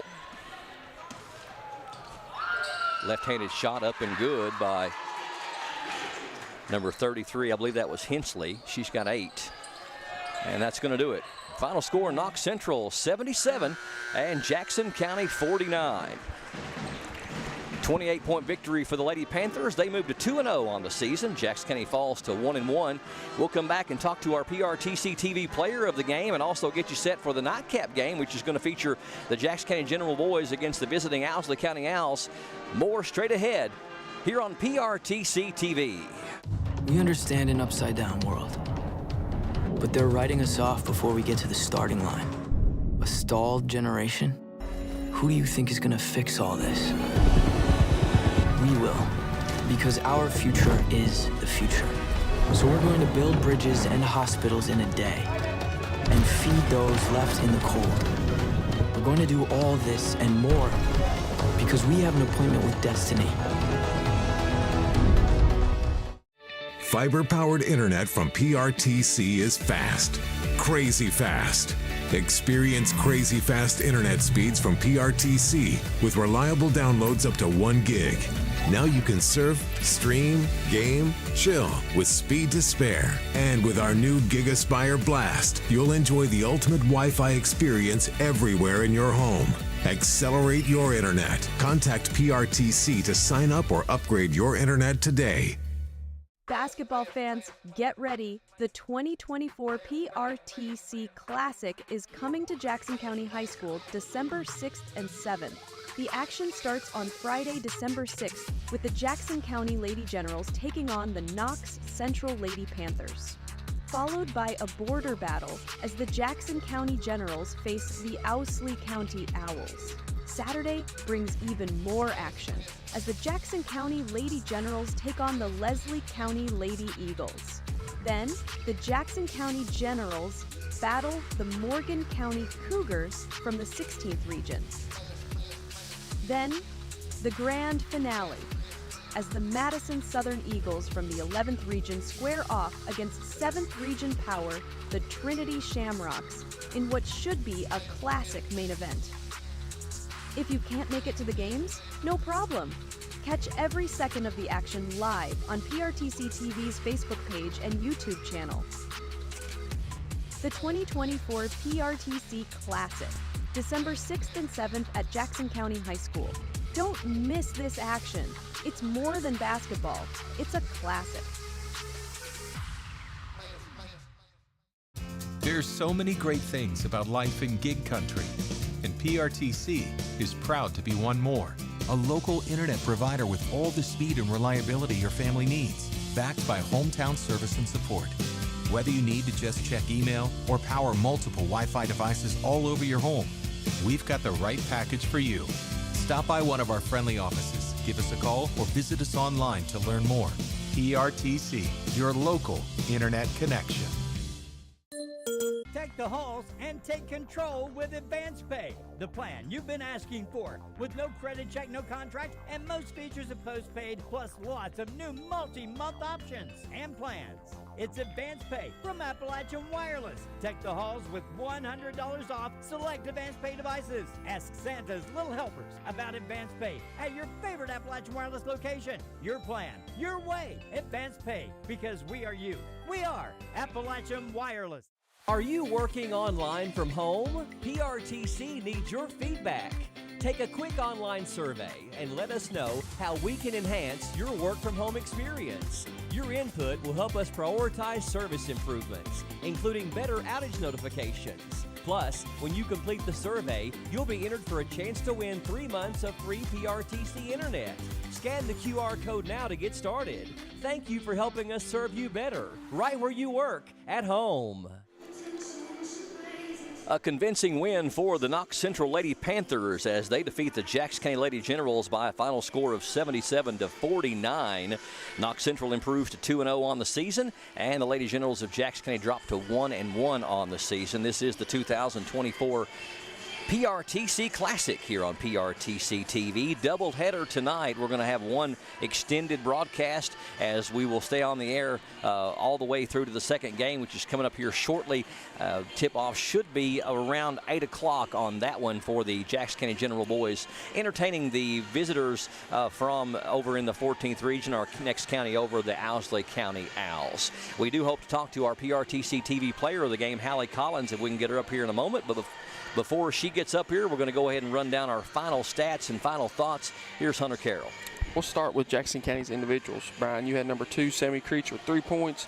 Number 25, Bailey Berry with 4 points. Number 24, Larkin Bond with 5 points. You had number 14, Ansley Nichols with 7 points and 6 rebounds. You had number 34, Abby Gilbert with 12 points, 15 rebounds, 6 assists, and then Hannah Jackson led the Lady Generals with 18 points. Then you flip over to the Knox Central side, you had number 2, Kylie Smith with 1 point, number 11, Kaylin Smith with 3, number 32, Maggie Gibson with 2, number 21, Sydney Hurst with 3, number 13, Hannah Milton with 4, number 10, Timberly Frederick with 6, number 33, Mackenzie Hensley with 8. Number 15, Zoe Hamilton with 11. Number 14, Shelby Mills with 16. And then the Lady Panthers were led by number 35, Hallie Collins. She had 23 points, 17 rebounds, and 8 assists. If you jump over to the team stats, Brian, Knox Central shot 31 of 67 from the field for 46% compared to Jackson County's 13 of 31 for 42%. The Lady Generals were 9 of 17 for 53% from 3 compared to Knox Central's 8 of 27 for 30%. Knox Central shot 7-11 from the free throw line for 64% compared to the Lady Generals 14 of 23 for 61%. Jackson County had 8 team assists compared to Knox Central's 17.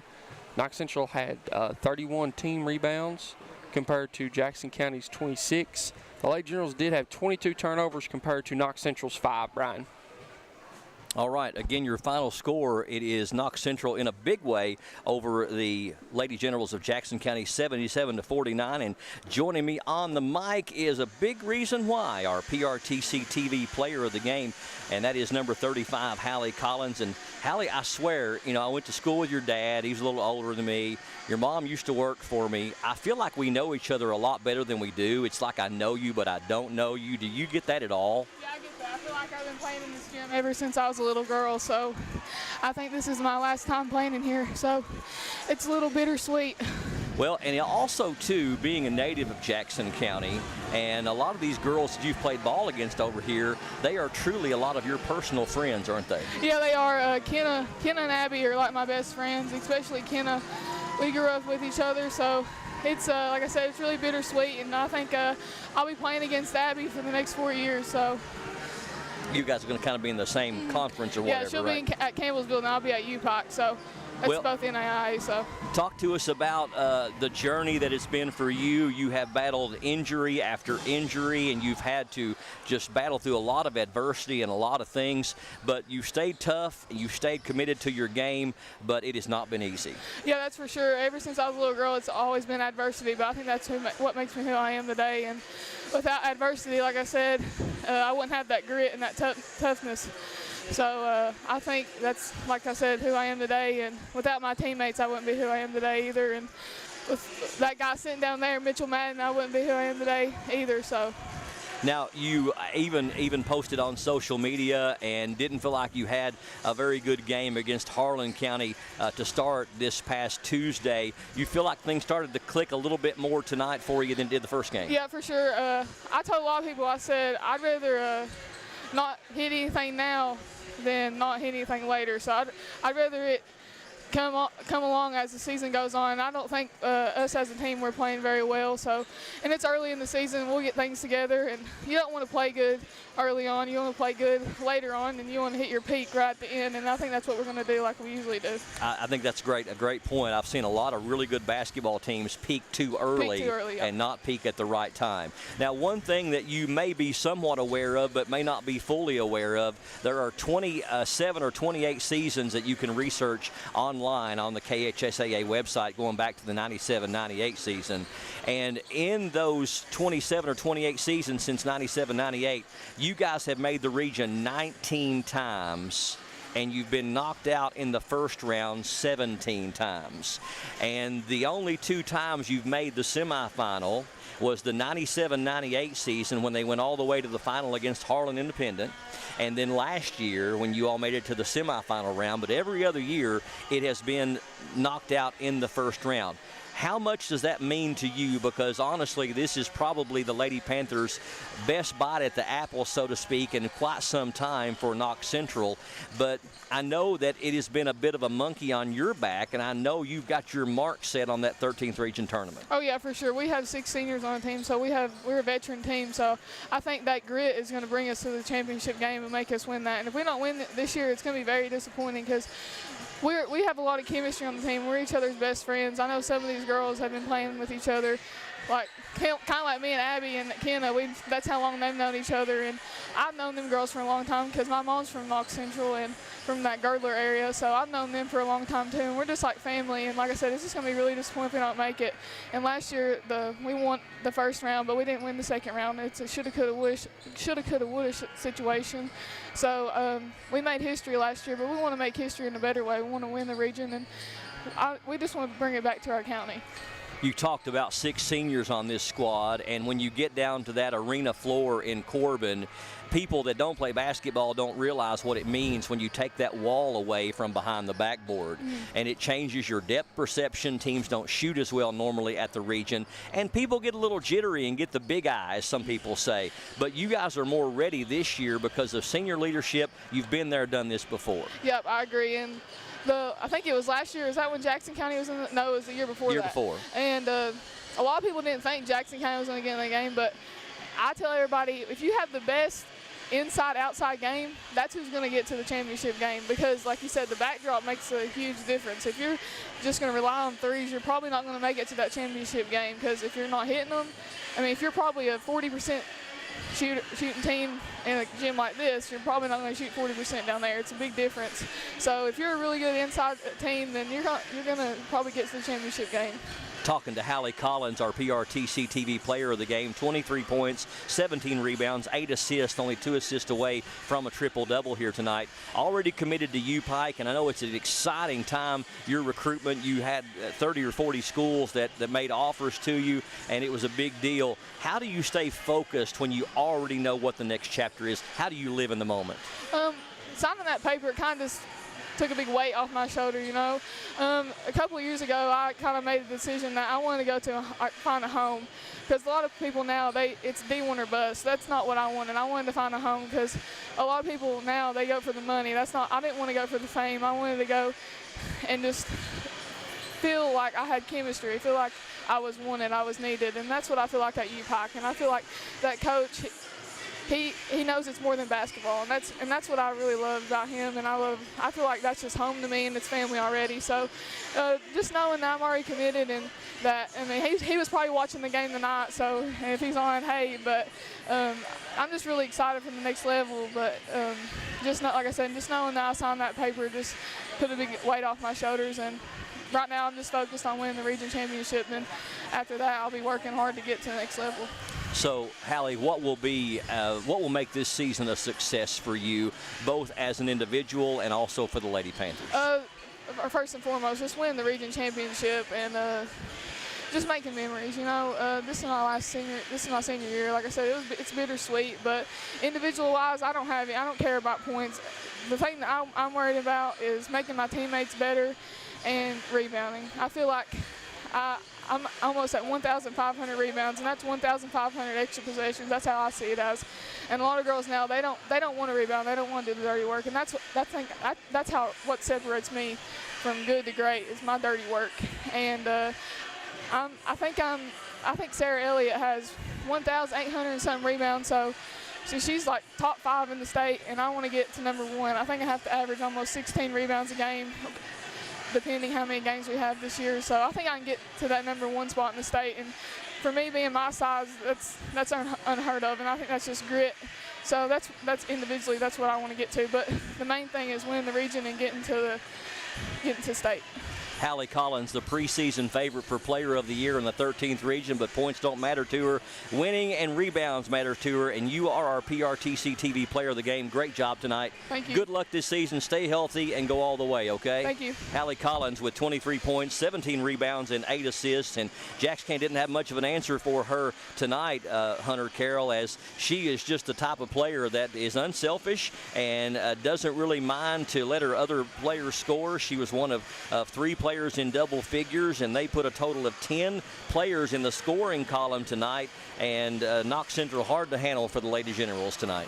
Oh, absolutely, Brian. And you know, I feel like too, you know, very kind of touched on what she's very unselfish. 8 assists, very well could have had a triple double if she would have stayed in, or you know, if she doesn't have that long sit there in the first and the fourth quarter there to start it. So you know, very unselfish player, was very satisfied. You know, played very well, and you know, obviously. Looking on the Lady General side of it, anytime you let the team shoot it 30 more times than you, you're going to ask yourself for defeat. 36 more times. Yeah, I mean, so that's a lot. It's too many second chances, too many kind of live ball turnovers as well. You know, sometimes I don't care to see the occasional dead ball turnover with the traveler throwing it out of bounds or something like that, but a lot of the Lady General's turnovers were live ball inaction, which led to fast break and kind of pick up that pace of play where Knox Central wants to play. You know, I think Knox Central probably looking to score that 70 to 80 points a game, wanting to play that fast of a tempo, and I feel like probably the Lady Generals are trying to look more of that 60 to 50 range. So, you know, 2 different styles, but you know, got to give credit to Knox Central for being able to speed them up, keep them playing their play, and things like that. Well, and Jackson County really seemed like they were frustrated all night on the girl-to-girl defense. It really posed problems for them because not only did Knox Central play really good girl-to-girl defense, but they had happy hands. They were knocking balls and deflecting and disrupting their flow all night long, and it just felt like that the Lady Generals never got in sequence against that lady-to-lady defense. No, and you know, Brian, kind of like you talked about there, and like we said, you know, that's Knox Central's MO. You know, they are really, you know, wanting to play that fast pace, speed you up, draw the fouls, things like that. And honestly, You know, I never felt like, Brian, that there was a big drop-off any time when Coach Warren made a sub tonight. You know, I think he probably played 10 girls, went 10 deep, you know, consistently throughout the game and never felt like there was a big drop-off. And they all scored. I feel like everyone contributed. You know, if you're Coach Warren, you got to be very pleased with making this trip over to Jackson County tonight. Well, it's a good measuring stick for them, and they're going to be a tough out in the 13th region. Certainly a top 3 team in the 13th region this year are the Knox Central Lady Panthers. Well, we're doing a doubleheader style tonight as we're going to do one big broadcast for both games of the opening night of the 2024 PRTC Classic. We're at Jackson County High School. One game in the book, 77-49, the final score. Knox Central led by Hallie Collins, almost a triple-double for her tonight. Double-double for her, 23 points, 17 rebounds, 8 assists. Abby Gilbert with a double-double as well, 13 points, 15 rebounds, and 6 assists. We've got the Jackson County boys on the floor now, as well as the Owsley County boys warming up for our nightcap game tonight. Don't forget, tomorrow, 3 games, tip at 3, 5, and 7 p.m. tomorrow. These same Jackson County Lady Generals that just left the floor will take the floor at 3 o'clock tomorrow against the Leslie County Lady Eagles. And then at 5 o'clock, the Jackson County boys take on the Morgan County boys out of the 16th region. Then at 7 o'clock, it'll be our showcase showdown, our big marquee matchup between the number 2 team in the state, Trinity out of Louisville, with the number 1 junior in the state, Jaden Johnson, taking on Coach Steve Wright and the Madison Southern boys. And you mentioned a really good player for Madison Southern that we need to keep an eye on as well. Yes, I believe it's number 0, Noble. He's, you know, I think he's been right around that 30-point in both games. You know, he hit the game winner against Sarah the other night at Madison Southern. Going to be a very competitive game. You know, they went up and give Collins, a very good team, I believe, in the 8th region. Brian, kind of give them everything they wanted and things like that. So it's going to be fun to watch, that's for sure. We're going to take a break here in just a moment, and we're going to come back and do our PRTC matchup preview. It's going to be the Jackson County General boys against the Owsley County Owl boys, and we'll be back with more in just a moment here on PRTC TV. Not enough power? Not okay. Weak Wi-Fi? Also not okay. These days, your home's got Wi-Fi connected gadgets and devices here, there, everywhere, and they all use more and more Wi-Fi until, luckily, an easy upgrade to PRTC fast, reliable internet with GigaSpire whole home Wi-Fi makes it all okay. Call or visit PRTC online for a great upgrade offer today.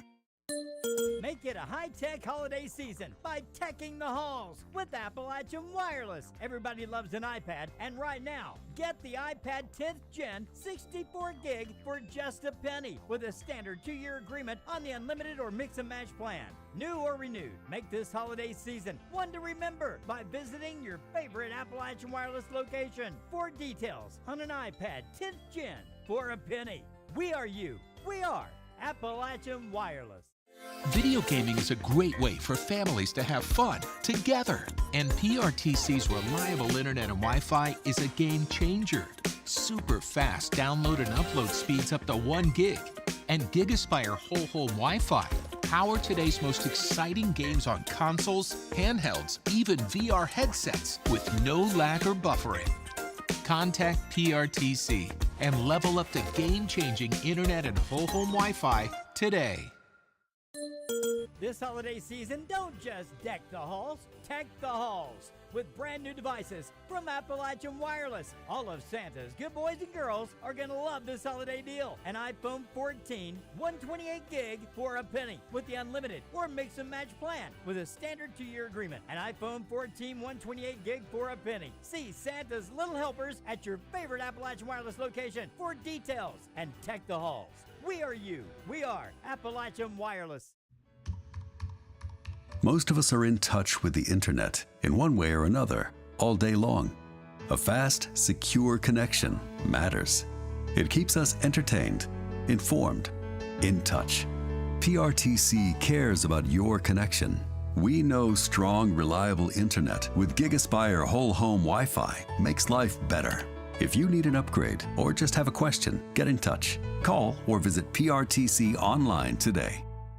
Basketball fans, get ready. The 2024 PRTC Classic is coming to Jackson County High School December 6th and 7th. The action starts on Friday, December 6th, with the Jackson County Lady Generals taking on the Knox Central Lady Panthers.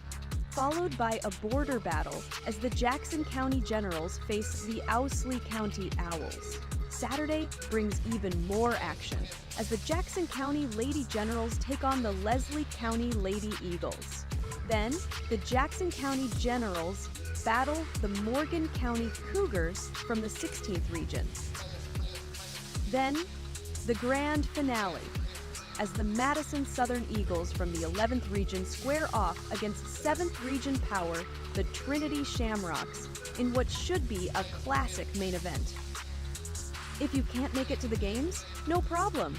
Catch every second of the action live on PRTC TV's Facebook page and YouTube channel.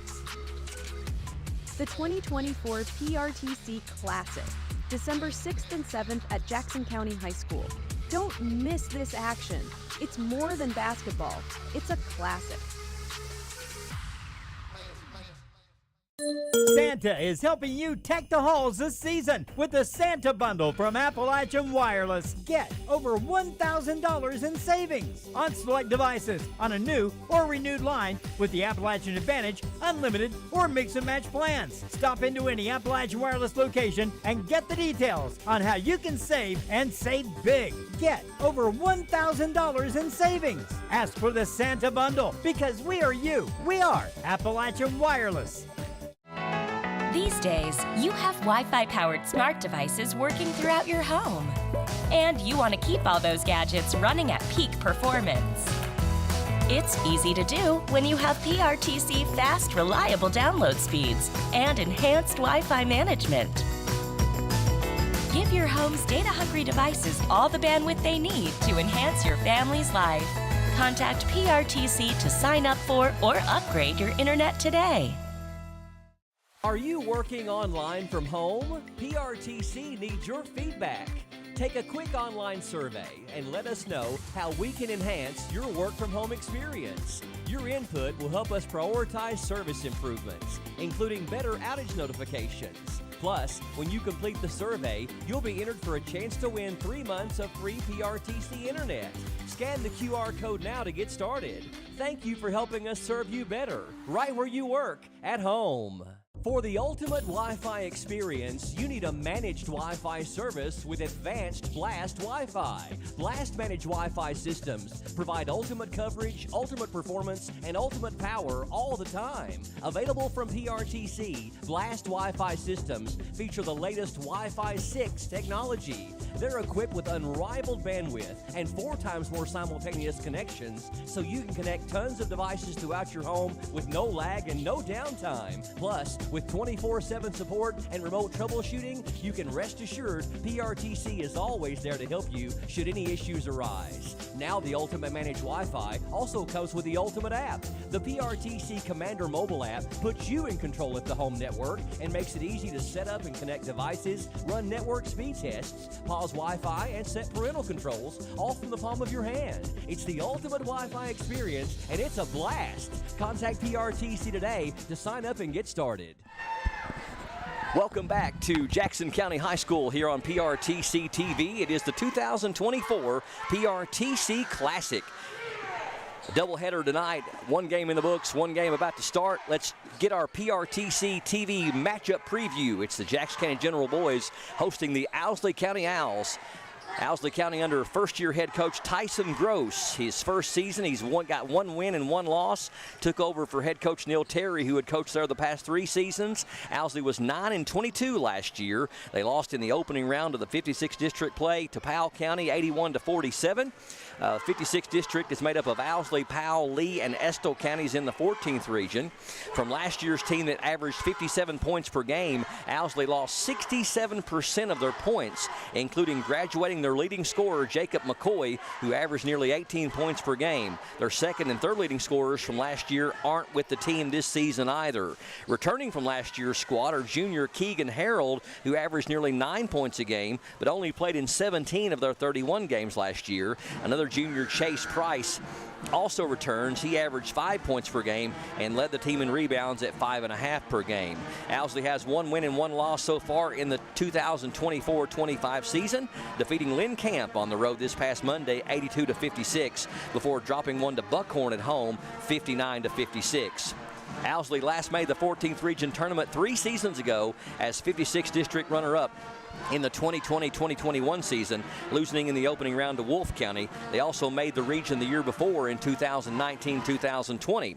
Over the past 27 seasons, since online records began in the 1997-1998 season, Owsley has made the region 8 times, winning the 56th district twice in 2005 and 2010. Their last district championship was in 2010, a double overtime 99-96 victory over Powell County. Of the 8 times they've made the region, they have advanced to the semifinals 3 times in 1999, 2000, and the last time in 2005. We'll do our Jackson County side of the PRTC TV matchup preview in just a moment, but right now it's time for our starting lineups. We had a presentation for Keegan Ward. Did you hear what that was? I believe it was his 500th rebound. Yes, I believe you're right. I do know that was an accolade that he was accomplished or looking to accomplish in the opening game against Lee County, and I think he had to have maybe 13, and he had 17 rebounds, so he's well over the 500 rebound club. 37 points and 17 rebounds in the Generals' opening win at Lee County, 88-66. Starting lineups, first of all, for the visiting Owsley County Owls. We mentioned that they are under first-year head coach Tyson Gross. They will start number 32, Eric Kraft, number 40, Chase Price, number 20, Keegan Harold, number 24, Jordan McCoy, and number 2, Jared Napier. Again, Owsley County 1-1 on the season, defeating Lynn Camp on the road and losing to Buckhorn at home just the other night. Now for the Jackson County General boys with a record of 1-0 on the season. Mentioned they defeated Lee County 88-66. They are going to start number 42, Keegan Ward, number 24, Peyton Singleton, number 0 is Braxton Clemens, number 5 is Braxton Coyle, and number 11 is Tanson Truitt. And it is going to be interesting to see those numbers from way up here in the crow's nest tonight. Yeah, it's going to be interesting, Brian. And, you know, kind of like you said, Owsley County coming in actually had a really good chance to win that Buckhorn game. Kind of was up the whole way and just kind of let it slip away there at the end. I know it was a very close game, but, you know, very good, kind of looking to rebuild Owsley County team with Coach Gross here taking on the Generals. It's going to be Keegan Ward jumping for Jackson County against Keegan Harold of Owsley County, tip controlled by the Owls. They'll get the first possession of the night, and number 2 going to run the point, Jared Napier, against man-to-man defense by the Generals. Yeah, Owsley County kind of looking to come out in that underneath stack set. Number 40 trying to get a basket down low against Ward, but Ward cuts him off nicely. The floater up, nice shot there by number 2, Jared Napier on the floater. Owsley County draws first blood, 2-0 Owls as Braxton Clemens brings it up. Braxton did not play last year, but he's really been a bright spot thus far for the Jackson County Generals. He gets fouled before the shot. Yeah, had a double-double at Lee on points and assists. So, you know, kind of looking, Coach Parrott going to be looking for him to be the floor general. Foul was on Chase Price, number 40, his first, team's first. And Truitt set to bring it in for Jackson County into Ward. Three-pointer from the wing is off the mark. Rebound to Owsley County's Keegan Harold. Left side, it goes over to Price. Now knocked away. Pass intercepted. Clemens. Left side over to Singleton. Try to get it down low to Ward. Good interior defense there by Owsley County as they knock it away.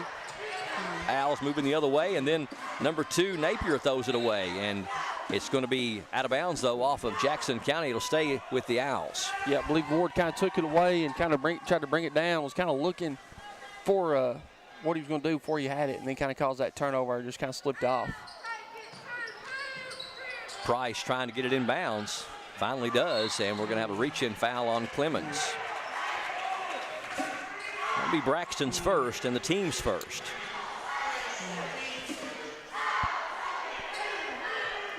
Owsley County will inbound at midcourt. Number 20, Keegan Harold, going to trigger it in. Gets it in backcourt to Jared Napier. 2024 PRTC Classic, second of 2 games tonight, all a doubleheader, all one big broadcast here on PRTC TV, streaming to you live on this December the 6th, Friday night. Knocked away as Price trying to get it to a teammate, and Generals intercept. Singleton wants a 3-ball, and that one's no good. Good Rebound hustle by the freshman. Truitt, and knocked out of bounds by Owsley County, so Jackson County will regain possession as number 24 Jordan McCoy goes off his hands. Like you said, nice hustle by Truitt. You know, Brian, kind of got a mix here of senior play and freshman play. Clemens shot is short. Rebound to Singleton. Back up, blocked, but we're going to get a foul on number 20, Keegan Harold. Harold picks up his first and the team's second, and that's going to put Singleton to the line to shoot 2. Yeah, Jackson County with 3 seniors on the floor and 2 freshmen, correct? Yes. Free throw is good by Singleton. Gets Jackson County on the board with their first point. And you know, Brian, too, kind of talking to Coach Parrott during that shoot-a-thon, a kid that he is very excited for and kind of seen as a lot of growth this year has been Peyton Singleton at the free throw line. Second one is no good by Singleton. Gets 1 of 2. And Owsley County heading the other way. Napier on point. Generals in man-to-man defense to open things up. Left side it goes to Kraft. Now number 40, Price, fakes the 3, penetrates, kicks right side. Napier, a long 3. That one's no good. The rebound to Keegan Ward. Clemens across the center stripe for Jackson County. We've played just over 2 minutes, 5:40 left here in the first quarter. Shot is up by Clemens. It's no good, but he does draw the foul.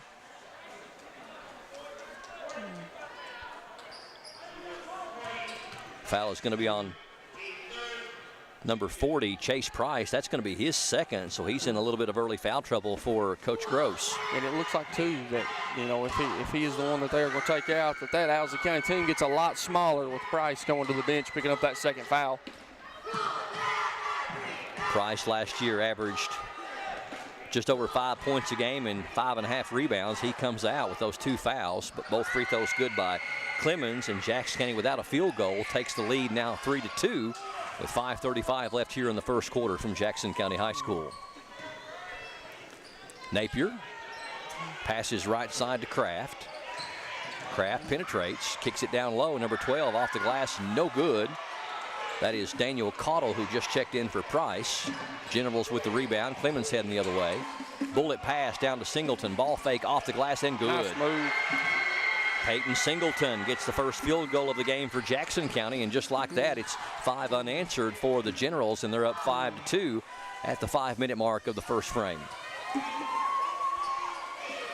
Number 24, McCoy with it left side. Over to Kraft. Now right side it goes to Napier. 3 is on the way, in and out.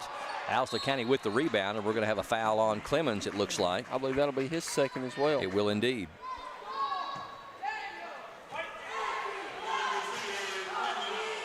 Clemens second and the team second. He's got both of the fouls for Jackson County. And number 12 for the Owls, Daniel Cottle, going to the line to shoot 2. Free throw is good. First trip to the line for the Owls. Number 1 checking in for Jackson County. That's Wyatt Gray. He had 5 or 6 3-pointers against Lee County. Yeah, I believe he had 6. He had 18 for the game. All 18 of his points were 3-pointers. Yeah. Second one is also good. Good free throw stroke from Daniel Cottle. His first 2 points, and the lead down to 1 for the Generals in the early going, 5-4. And errant pass, as I believe that is trying to get it over to Gray. Yeah, kind of Gray too. Kind of had fingertips on it and then just kind of give up on it.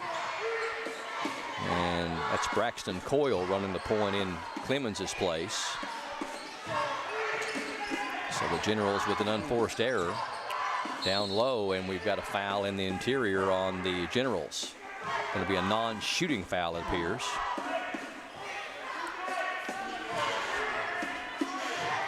Foul's going to go against Tanson Truitt. That's his first and the team's third.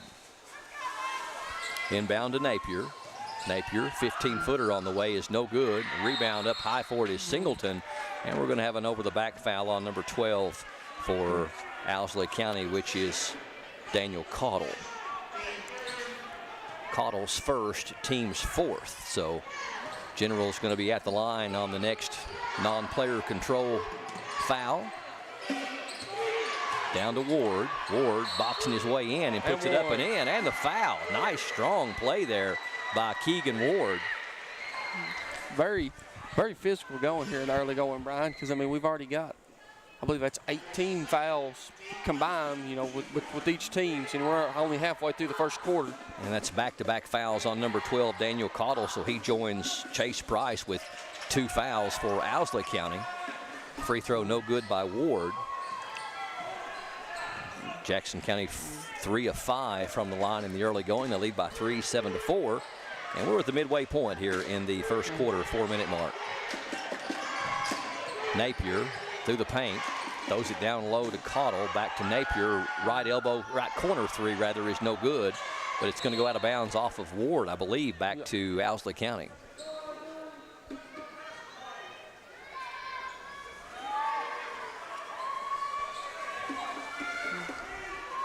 Well, they said it was going back to Owsley. What are they doing?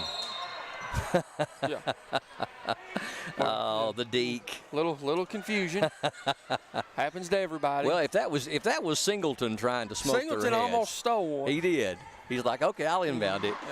He give it the old college try. Coach Gross was like, wait a minute, it's our ball. Yeah, there were fixing to be a lot of upset Owsley County fans.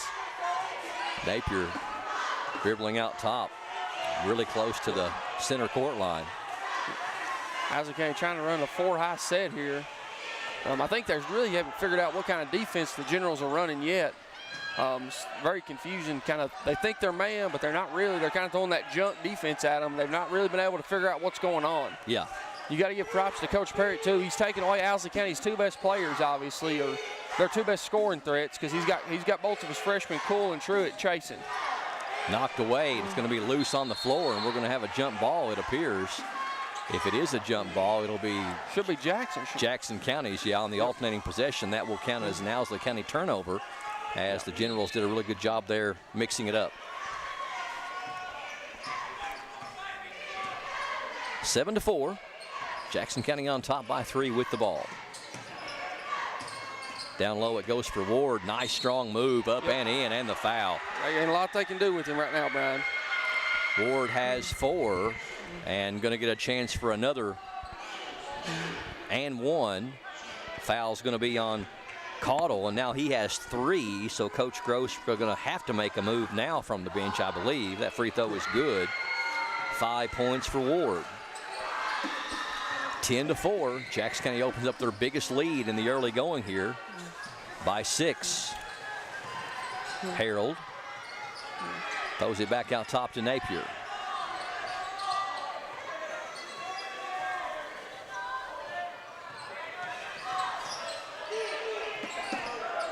Harold tries to penetrate, gets cut off. Here's a long 3, number 24, it's good. Good looking jumper there by Jordan McCoy. First 3 of the night for either team, and cuts that 6-point lead in half down to 3 at 10-7. Braxton Coyle running the point for Jackson County. Nice little shot down there to Singleton. Can't get it to fall. And we got a rebound, offensive rebound by Jackson County's Truitt, I believe. Or that's actually number 1, Wyatt Gray. No, it was Truitt. Was Truitt? Yeah, Truitt with the board. And he gets fouled on the putback attempt, and he'll go to the line. And that's on Caudle again, and he's got 4. He potentially could just about foul out here in the first quarter. But I don't think I've ever seen that before, Brian. 4 fouls already. And this is going to be Truitt going to the line to shoot 2. Oh, he missed the first one. He missed the first one, okay. Yeah, made the second. Missed the first, made the second. So 1 of 2 for Truitt. Almost a steal by Jackson County. Look at the hustle. Truitt going to the floor. Go Jackson's way. I think they're going to say toward Owsley, but I think you may be right. It looked like it went off the hand of Owsley. It sure did. Harold to inbound, 11-7. Generals by 4. Kraft being harassed in backcourt and throws it away. So Jackson County forces the backcourt turnover with some good defense. Yeah, you got to really love the effort and the kind of the savviness here from your two young freshman guards here with Truitt and Gray both kind of having their way here in the front court. Inbound into the corner, and again, twice they've tried to hook up with Gray, and it just comes off his fingertips. Looked like the pass led him a little bit too much that time. Yeah. So the teams exchange turnovers, and Owsley County almost turns it over again. Napier saves it in to number 24, McCoy, and we're going to have a backcourt foul on Jackson County. I believe that's Truitt's second too, isn't it? Yep, Tanson Truitt picks up his second, team's fourth, so now he's going to have to take a seat. I believe we got Peters checking in for Truitt. Number 2, Kendall Peters gets up off the bench. Inbound to McCoy. To a trailing Napier now off the hand of number 10, Landon Moore, who just checked in a moment ago for Caudle, who's got 4 fouls here in the first quarter. Shot is defense. Well short. Might have been partially blocked or at least altered by the Generals. Corner 3 is on the way. That one's no good. Rebound is somehow in the world. I don't know how in the world Singleton got it, but he did. Owsley County playing some sticky man-to-man. Down to Ward. Ward puts it off the glass and good, and the foul again. That is not going to be many times in the first quarter that you see a post player with 3 and 1s in the first quarter. Keegan Ward, Owsley County with no answer for him as of yet. He's got 7 points here in the first quarter. Personal fouls on Keegan Harold. That's his second. Owsley County racking up the fouls. Singleton going to check out. We got Vickers replacing him. Braden Vickers, number 40, checking in. Ward's free throw is good. He's 2 of 3 from the line. He's got 8 points. Yeah, the free throw didn't count. We got a lane violation. Lane violation. Okay, that counts as a missed free throw then. 13-7. Knocked away. What good defense down there. Was that Gray? Yes, that was. Vickers, though, loses the handle on it. Knocked away from him by McCoy. McCoy going the other way, and then it's blocked by Vickers, but they're going to say Vickers got a piece of him. So Vickers picks up his first, the team's 5th, and that's going to be 2 shots for Owsley County. And as you mentioned, a lot of fouls racking up in a very physical first quarter. We've got 12 personal fouls. We didn't have that many in the entire game, I think, in the first game. No, it's definitely close. Number 24, McCoy, he gets the first free throw to go. Owsley County a perfect 3 of 3 thus far. And the Generals lead down to 5 now at 13-8 with 58 seconds left here in the first quarter. Second one rolling off. And Vickers with the rebound. Generals with a 5-point lead and the ball. Penetration, floater down to Ward, but it wasn't a good pass. Goes off his fingertips out of bounds. Kind of the right idea there by Cool. Just kind of threw it, just let him just a little too much and too high. Generals turn it over. Napier across the timeline for the Owls. Nobody picks him up. And a kind of a circus out of control shot. Acrobatic shot, and the rebound to Ward. And the Generals could hold for the final shot of the quarter as we get down to the 30-second mark here in the first. Coyle gives it to Ward. Ward to Peters. Now back to Ward. Floating shot off the glass is no good. Rebound to Napier. Outlet ahead. Owsley County wanting to run, but they throw it away. It's going to go back to Jackson County. So the Owls turn it over. Now the Generals should get the final shot of the quarter with 12 seconds left. Hopefully they see the clock. Not a great pass really to nobody, but Ward goes and gets it. Knocked away from him, and ball just being batted around, and it's going to go, what are they saying? Off, I believe Cool was out of bounds when he was trying to save it there. Okay, so Generals not a good possession there. Don't get even a shot off. And Owsley County just enough time just to touch it and launch it, and they might not be able to get a shot off either.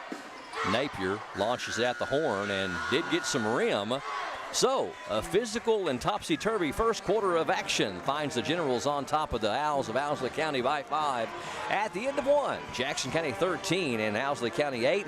This is the 2024 PRTC Classic. Stay tuned to PRTC TV. If your outdoor projects call for digging, you need the right tools, including one of these. It's never been more important to call 811 or visit call811.com to locate underground utilities before you dig. Essential connections to your home are just below the surface and can be easily cut. So use one of these tools to call or go online and know what's below. This message provided as a public service by your friends at PRTC. Our family relies on the internet every day. We both work from home at times, so our Wi-Fi just has to be there. We learn with it, laugh with it, and count on it for all kinds of things in our home. Your family depends on strong internet and Wi-Fi. That's why PRTC provides fast internet speeds with enhanced Wi-Fi management every day. To learn more about our internet and Wi-Fi choices, visit prtcnet.org. Since online stats began in the 1997-98 season, these two teams have met 25 times, with Jackson County dominating the series 21-4. Jackson County has won 17 games in a row over the Owsley County Owls. Owsley's last win over Jackson back in 2009. They met last season for the last time, December 22nd of 2023 at Bell County in a Christmas tournament. Generals won by 20, 80-60. They also played them 10 days earlier on December the 12th at Owsley, winning only by 7, 64-57. Welcome back to PRTC TV. Generals stole the ball just for a moment, but it goes out of bounds and back to Owsley County as we start the second quarter. Nope, it's going to go to Jackson County. So the Generals forced a turnover. 13-8, Generals by 5. 2024 PRTC Classic. Nice pass. Pass down to Singleton in the paint. Ball fake up. Can't get it to go. Gets his own board working hard and can't get the second opportunity to go either, but he's going to draw the foul and go to the line.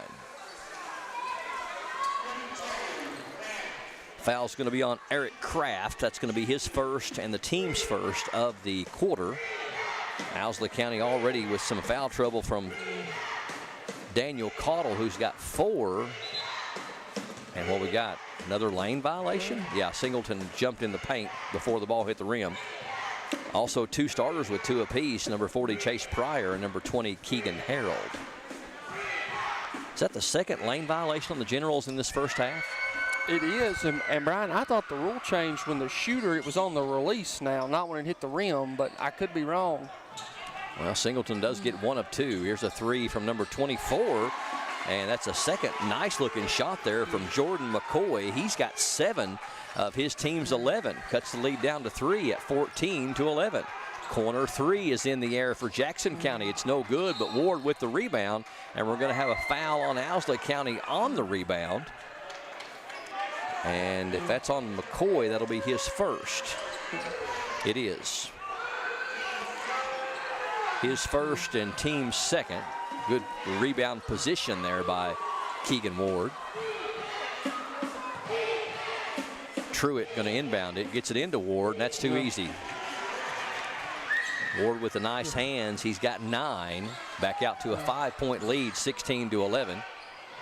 Napier into front court. McCoy for 3 again. This one's no good. Rebound loose on the floor. Jackson County saves it nicely ahead to Ward off the glass and good. Nice pass, nice hustle by the Generals there.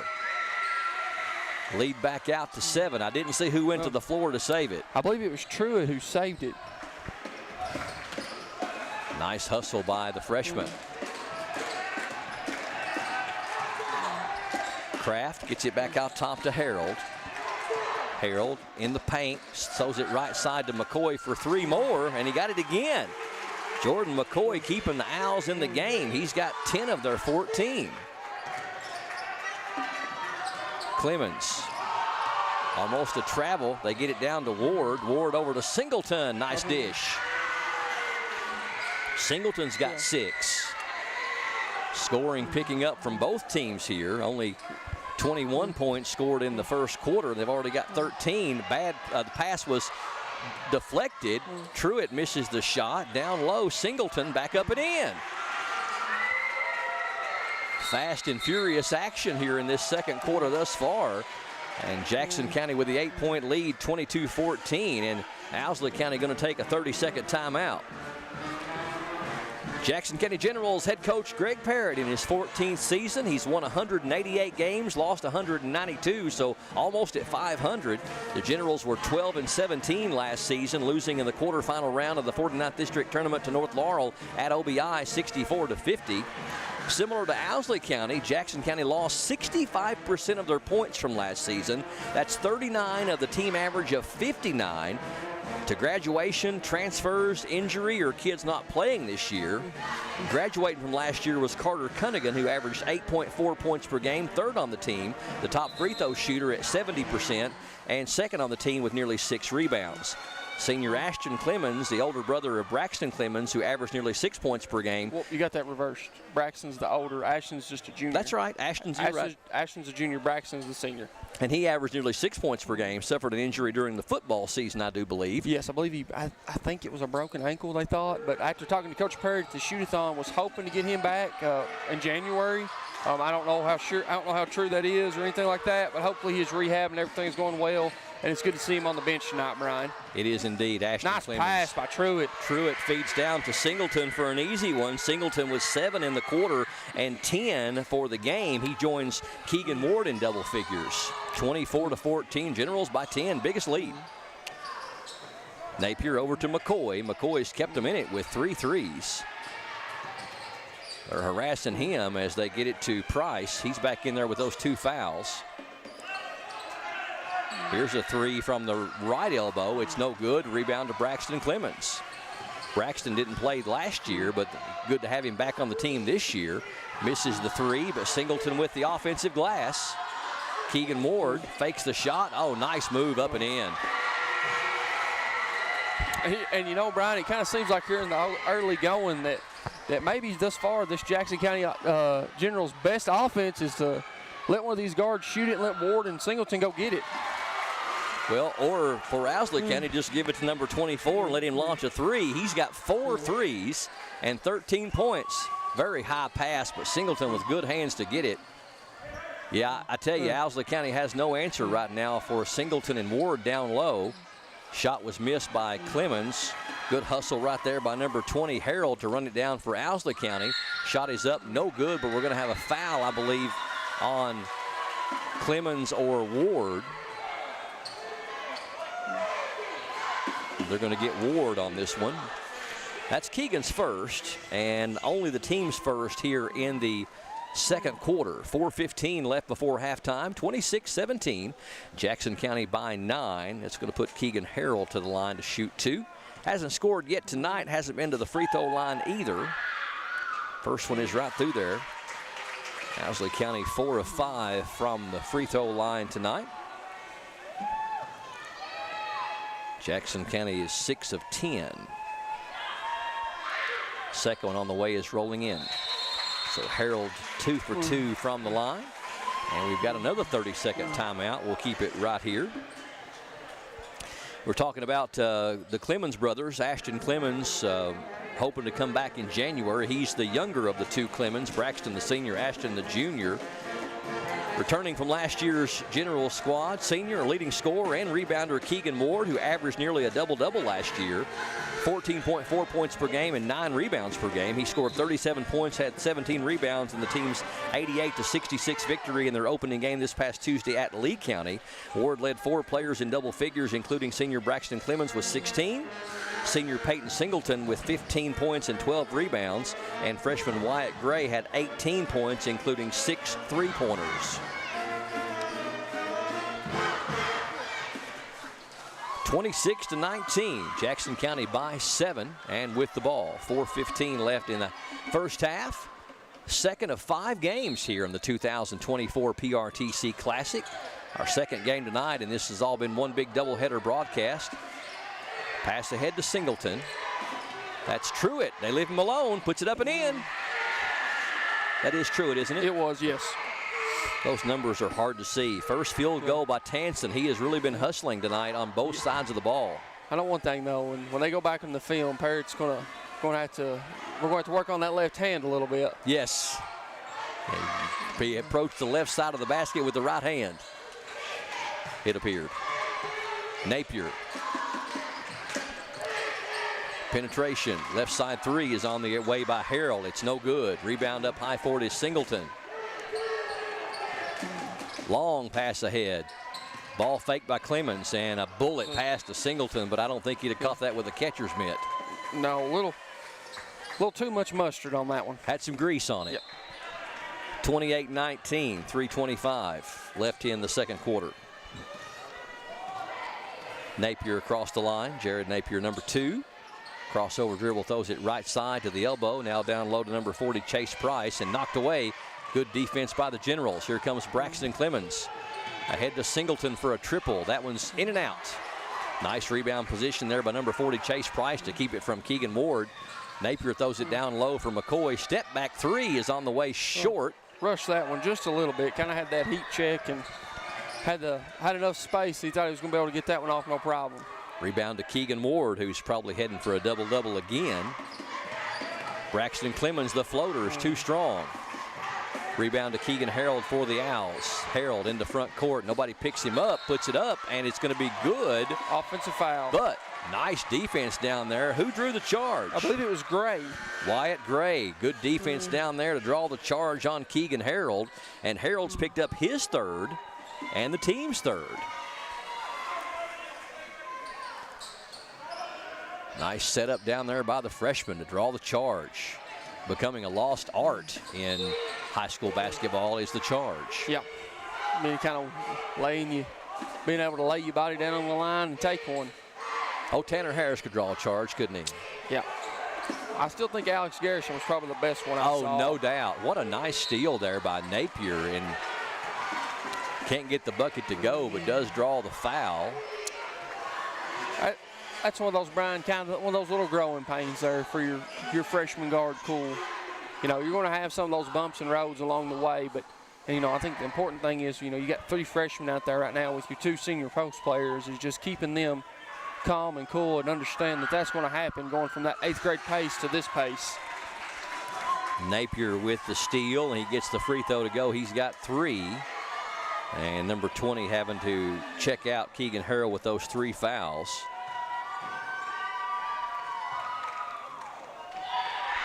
Napier's second on the way is good as well. So 4 points for number 2, and the lead down to 7 now for Jackson County at 28-21.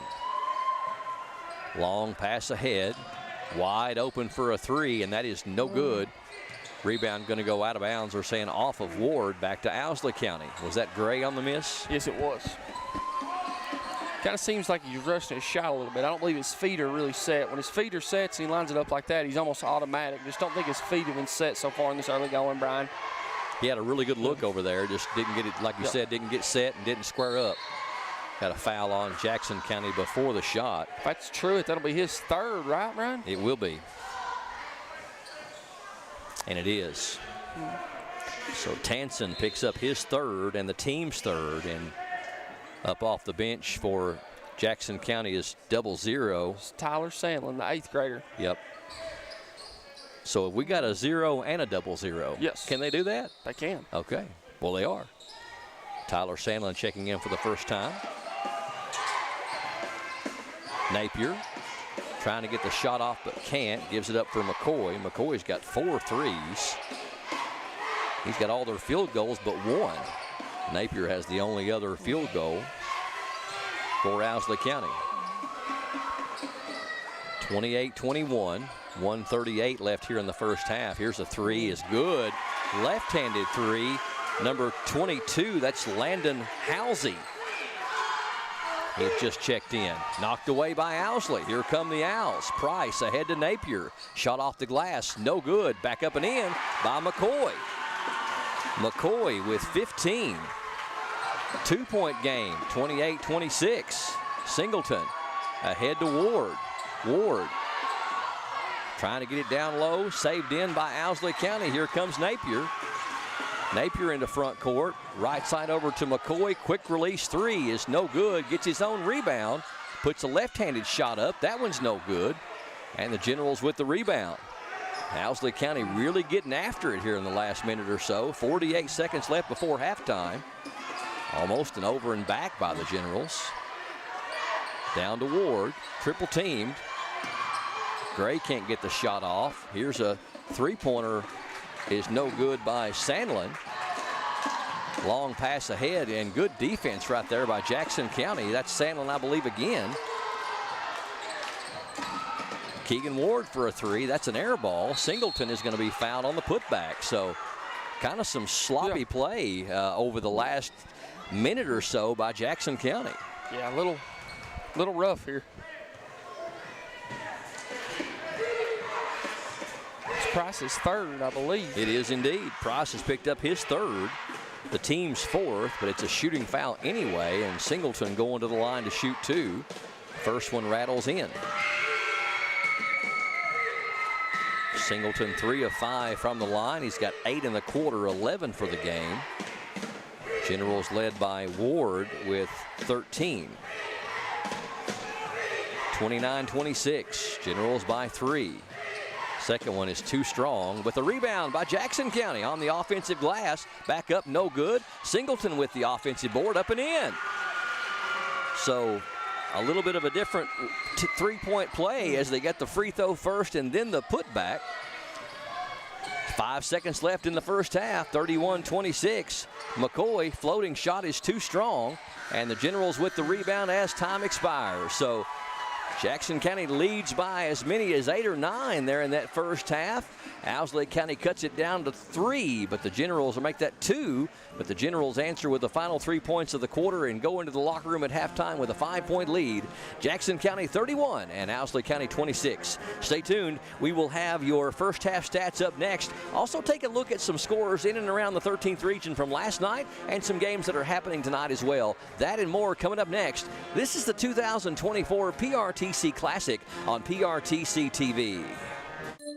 Appalachian Wireless has a gift for you this holiday season that's going to make it so easy to deck the halls. Taxes on us. Appalachian Wireless will pay the taxes on any device. And the activation fee? Well, it's free. Just sign up for the Appalachian Advantage, Unlimited, or Mix and Match plans. Any device, taxes on us, and free activation. See Santa's Little Helpers at any Appalachian Wireless location for details. And Tech the Halls with taxes on us. We are you. We are Appalachian Wireless.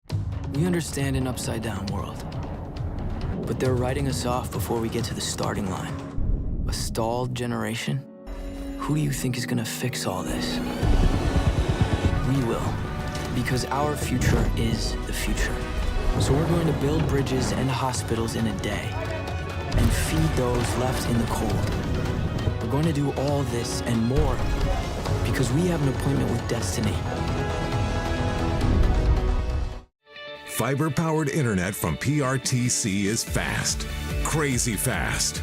Experience crazy fast internet speeds from PRTC with reliable downloads up to 1 gig. Now you can surf, stream, game, chill with speed to spare. And with our new GigaSpire Blast, you'll enjoy the ultimate Wi-Fi experience everywhere in your home. Accelerate your internet. Contact PRTC to sign up or upgrade your internet today. Basketball fans, get ready. The 2024 PRTC Classic is coming to Jackson County High School December 6th and 7th. The action starts on Friday, December 6th, with the Jackson County Lady Generals taking on the Knox Central Lady Panthers, followed by a border battle as the Jackson County Generals face the Owsley County Owls. Saturday brings even more action as the Jackson County Lady Generals take on the Leslie County Lady Eagles. Then, the Jackson County Generals battle the Morgan County Cougars from the 16th region. Then, the grand finale as the Madison Southern Eagles from the 11th region square off against 7th region power, the Trinity Shamrocks, in what should be a classic main event. If you can't make it to the games, no problem. Catch every second of the action live on PRTC TV's Facebook page and YouTube channel. The 2024 PRTC Classic, December 6th and 7th at Jackson County High School. Don't miss this action. It's more than basketball. It's a classic.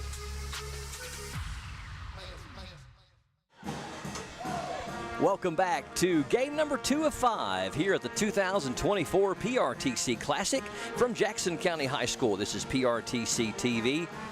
Our entire PRTC TV broadcast crew bringing you all the action tonight. We have our 2 camera operators, TJ Isaacs and Justin Lakes. Mark Solfridge, our producer, and also Hunter Carroll on color and stats. My name is Brian Murray. Great to have you along with us as we're streaming live on this Friday, December the 6th, 2024, a chilly Friday evening.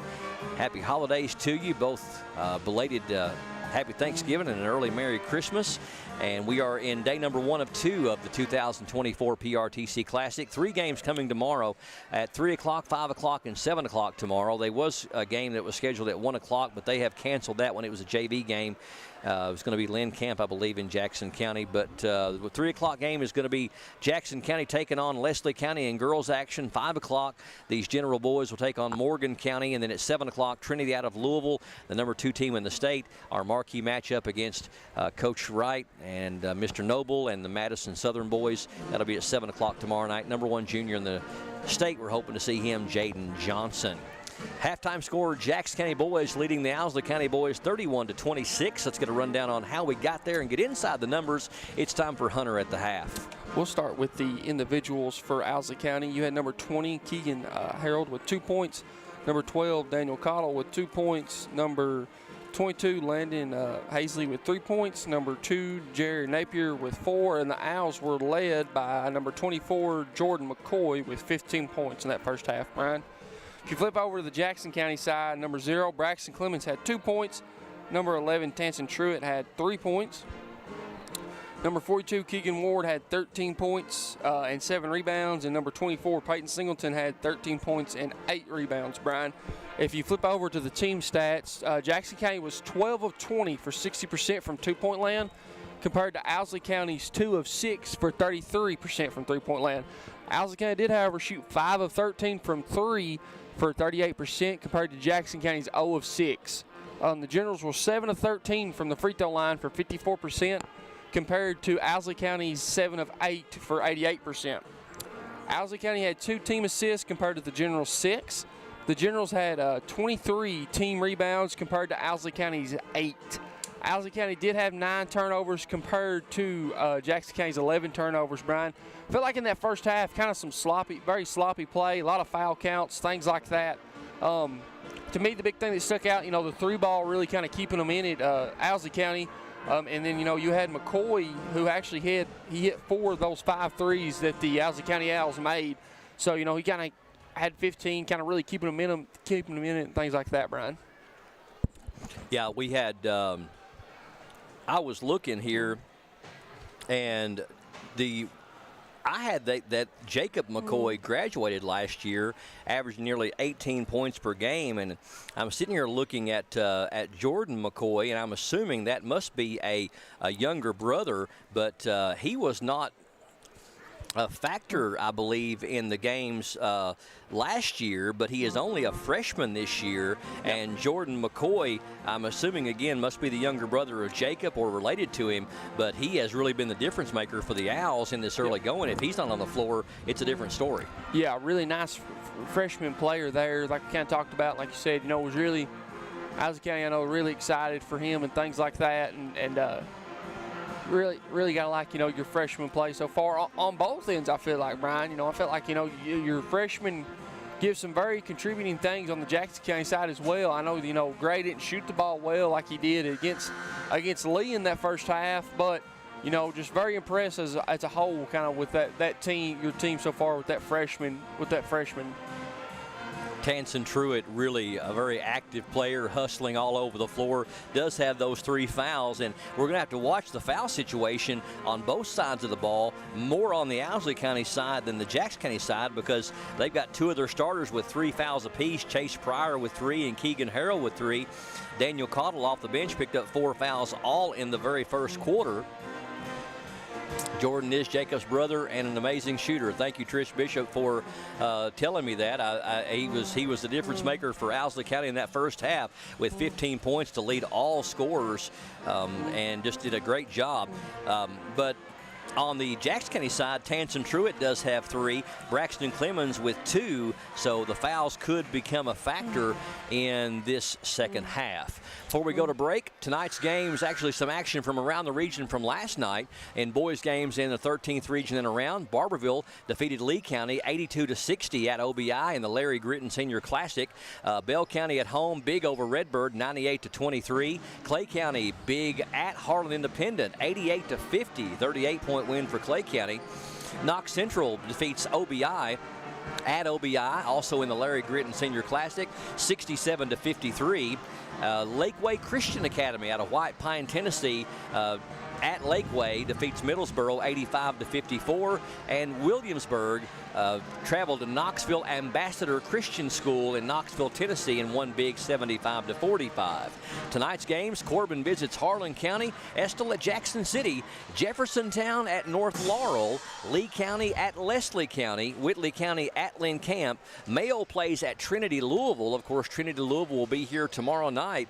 McCreary County at Rockcastle, and Tri-Cities Christian Academy out of Blounteville, Tennessee is at Bell County. We're going to take a 30-second break and come back with a third quarter of action up next. Right now, Jackson County with a 5-point lead, 31-26 over Owsley County. The 2024 PRTC Classic rolls on next on PRTC TV. There's so many great things about life in gig country, and PRTC is proud to be one more. A local internet provider with all the speed and reliability your family needs, backed by hometown service and support. Whether you need to just check email or power multiple Wi-Fi devices all over your home, we've got the right package for you. Stop by one of our friendly offices, give us a call, or visit us online to learn more. PRTC, your local internet connection. Jackson County Generals a 5-point lead as we get ready to start the third quarter over the Owsley County Owls, 31-26. The two big post players for Jackson County, the difference makers for the Generals, as Keegan Ward and Peyton Singleton have combined for 26 of the Generals' 31. Jordan McCoy with 15 of the 26 for Owsley County. 2024 PRTC Classic from Jackson County High School. This is PRTC TV. Generals with the ball to open up the third quarter. Owsley coming out in a 1-3-1. Mixing up the defense. Ward down to Singleton. Singleton down there working hard. Can't get the bucket to go, but is they going to draw the foul and will go to the line. Foul's going to go against Eric Kraft, and Eric Kraft has picked up his third personal. I've only got him with 2. Now they switched it out as 2. Singleton gets the free throw to go. He actually has, if you'll notice, when he shoots a free throw, it's like he's falling forward every time. He got him a lane violation earlier in the first half. Gets them both right through there. That time he didn't fall into the lane. 15 for Singleton makes him team high and also tied for game high with McCoy from Owsley County. Good backdoor cut, shot is up, no good though. Nice feed from Price down there, but it couldn't finish. I believe that was Harold. Out top, Keegan Ward. Ward dribbles to the free throw line, now trails it for Clemens. And again, a pass with a little bit too much mustard on it. I don't think that Singleton was kind of shielded from it by the Owsley County players. Yeah, kind of, Clemens trying to do the right thing and thread the needle there to his big man, just kind of a little too fast and kind of a little too much confusion. Knocked away. Good defense by the Generals. Here they go the other way in transition with a shot off the glass and good. And that was Clemens. Braxton Clemens, his first field goal. He's got 4. He may have been the one that knocked it away on this end as well. 35-26, lead up to 9 as the Generals get the first 4 points of the second half. Price, cross-court pass over to Napier for a triple. That one's a little bit too short. And the rebound to Singleton for Jackson County. Yeah, and you really got to love, too, Brian, the effort there by Truitt on that defensive end to not let McCoy get another touch. Bad pass. Trying to get it to Ward, but Owsley County sees it coming, and we're going to get a foul on Clemens on the other end. That's going to be his third.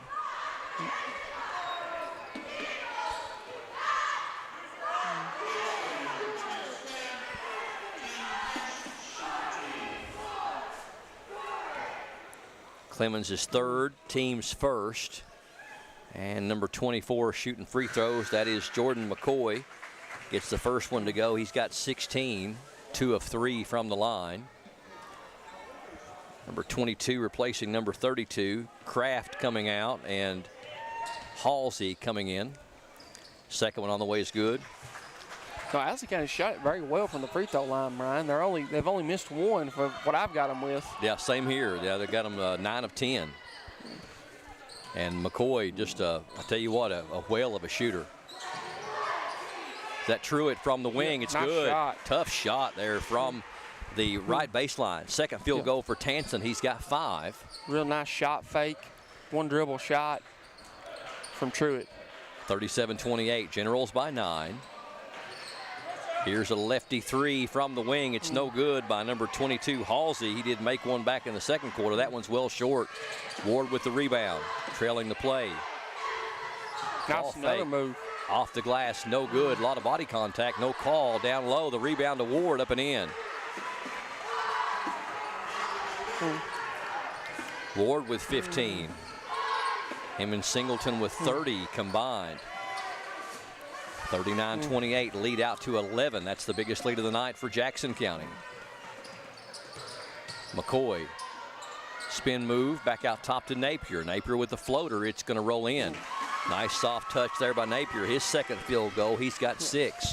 Yeah, nice job there too by McCoy. Kind of the defense kind of doubled down on him, knew he was open from somewhere, and was able to find Napier. Napier, a nice little kind of 6-foot floater jump stop there. Clemens almost has it taken away by Napier. Here's a 3 from the left side by Truitt, no good, and Ward with the rebound, can't get it to go, but draws the foul. Ward working hard in the paint, down low, heading toward another double-double if he's not already there.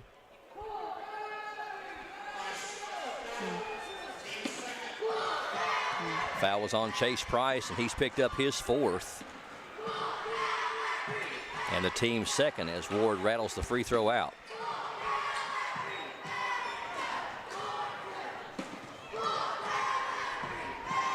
Second one on the way is no good as well. Misses them both. Only 1 of 5 from the line for Ward tonight. Actually made one in the second quarter, but there's the end of the first quarter, but it was a lane violation. Penetration, shot is up, no good. Nice alter of the shot by Ward there on the move by Harold, and it's going to go out of bounds back to Owsley County.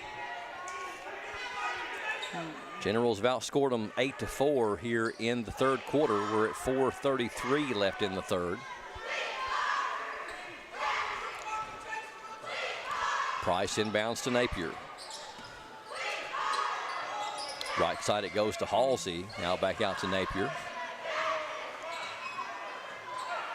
Generals in man-to-man, but they are kind of switching it up quite a bit and doing some matchup stuff, and like you had mentioned, kind of throwing some junk defense at them. Or at least they were in the first half. Here's a 3 by Halsey, and that one's good. Number 22 with his second 3 of the game. He's got 6, and the lead back down to 6 at 39-33. Clemens over to Truitt. Cross-court pass now on the right baseline to Ward. Good help defense from the backside by McCoy to knock it away out of bounds.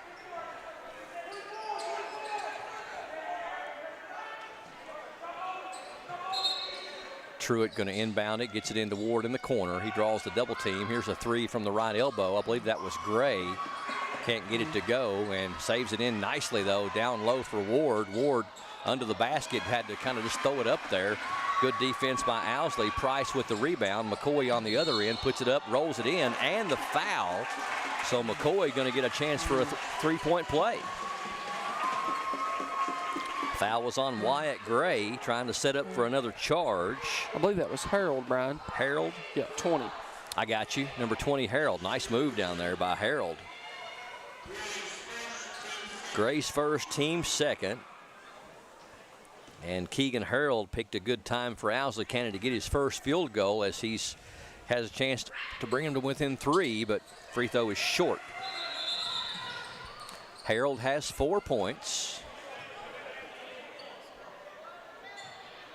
I'm not sure what the stop and play was for. Well, I've got one referee here that says the basket wasn't good.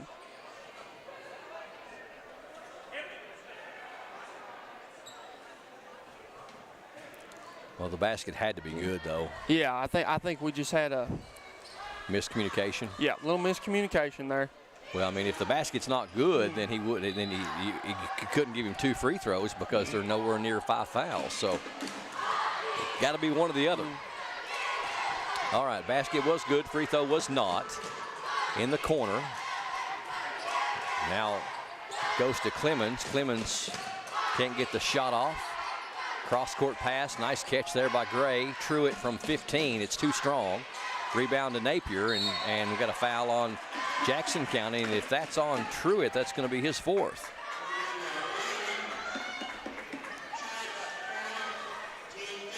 And that is his 4th, team's 3rd, so Coach Parrott going to have to make a move, and I believe it's going to be Coyle coming in for him. So Owsley County really hanging tough in this one, as Jackson County had them down by right at double figures, and they've cut the lead down to 4 and can get within 2 or 1 with a 3-pointer here. Under 3 to go here in the 3rd quarter. McCoy guarded closely. Over to Napier. Over to Halsey, now back to Napier. Penetrates, gets it to Pryor, and we got traveling called on Pryor. Happy feet. I actually think Napier might have got away with happy feet before on the previous play. And Brian, one thing too, you gotta give your credit to Owsley County making that adjustment. You can really tell this 1-3-1 has really bothered them. Yes, it has. Ward, pass goes through the hands of Singleton. They get it back to him down low, puts it up, won't fall. Ward with the rebound, back up and in as he was falling kind of away. I believe that was his 10th rebound too, so he's now in he's got a double-double. 17 points and 10 rebounds for Keegan Ward, and a big bucket for the home team, 41-35. Generals by 6. Halsey gets it down to Harold, to a cutting Pryor, up and won't fall. Rebound to Jackson County. Braxton Clemens going to walk it up. 1:50 left here in the 3rd. Clemens, he wants a 3. That's no good. Rebound. 2 players fighting for the same ball. Singleton can't get it. Ward back up. He can't get it to fall. And again, 2 players, I think, going after the same ball. Singleton fighting for it. Back out to Clemens. He's going to try the 3 again. That one's too strong. So the Generals kind of had a possession there where there appeared to be a lid on the bucket. Here comes Owsley the other way. Pryor wants a 3. That one's too strong. And Keegan Ward rips it off for Jackson County. In the corner, that Gray for 3, and he got it. Wyatt Gray nails his first basket of the night, a big 3-pointer there. He had 6 of them against Lee County, and that makes it a 9-point lead. 44-35, 5 unanswered by the Generals. 55 seconds left here in the 3rd. And, you know, too, that is Jackson County's first made 3 of the night. How about that? And that one is well short there on the 3. A lot of tired bodies out there too, Brian. Yes. Number 20, Harold's 3 was well short. Singleton going to get a breather before the start of the 4th quarter. And I believe that's Peters checking in for him. Yep. You got to give kind of 2 there.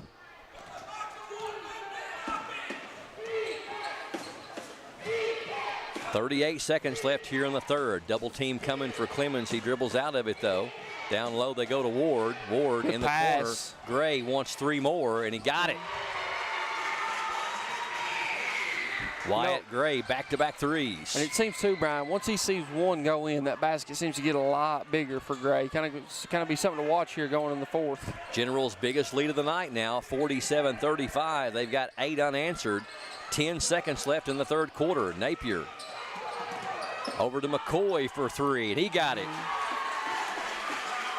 That is the 6th three of the game, or 5th three of the game for McCoy, and at the horn, Generals can't get it to go. So the Jackson County Generals pull ahead by 9 as we close out 3 quarters of play. The Generals 47 and the Owls 38. Stay tuned. We've got the final 8 minutes of action coming up next from Jackson County High School. This is PRTC TV.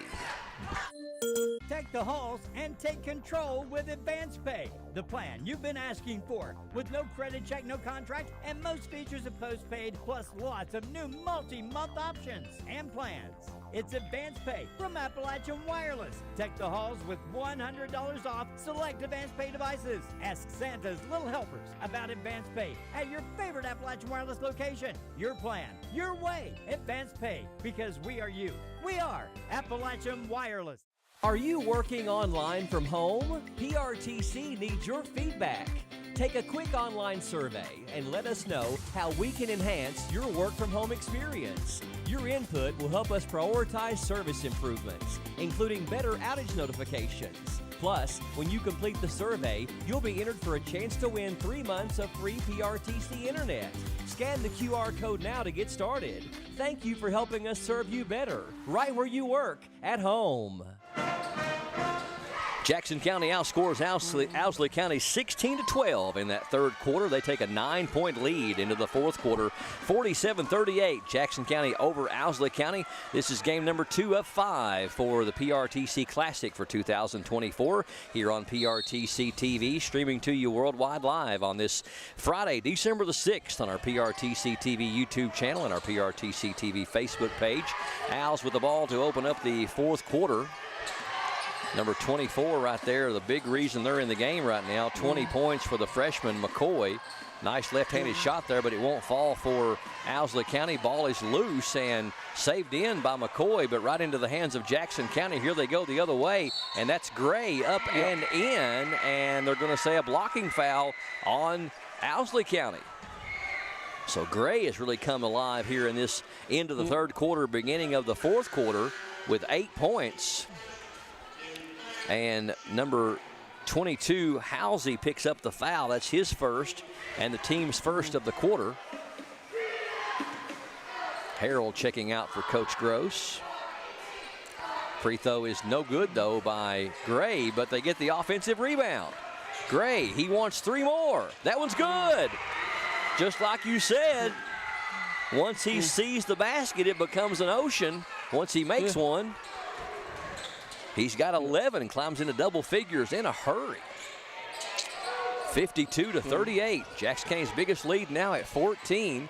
Napier, nice move down low, but it won't fall.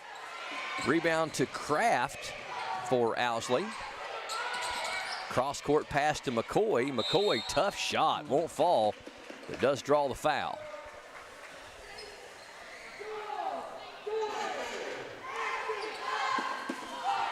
Jackson County foul going to go against Singleton. That's only his first and the team's first, and McCoy going to the line.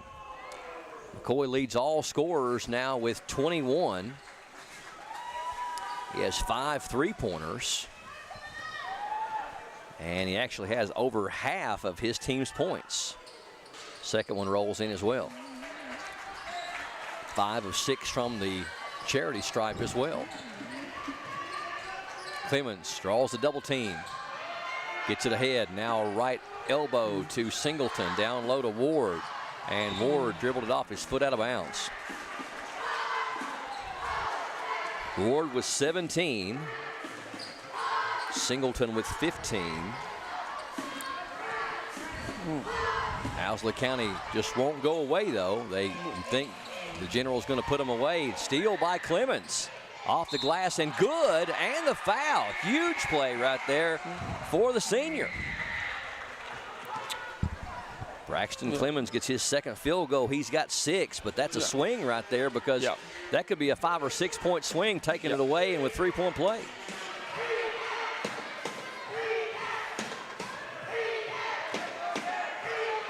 Foul was called on number 2, Jared Napier. That's his first.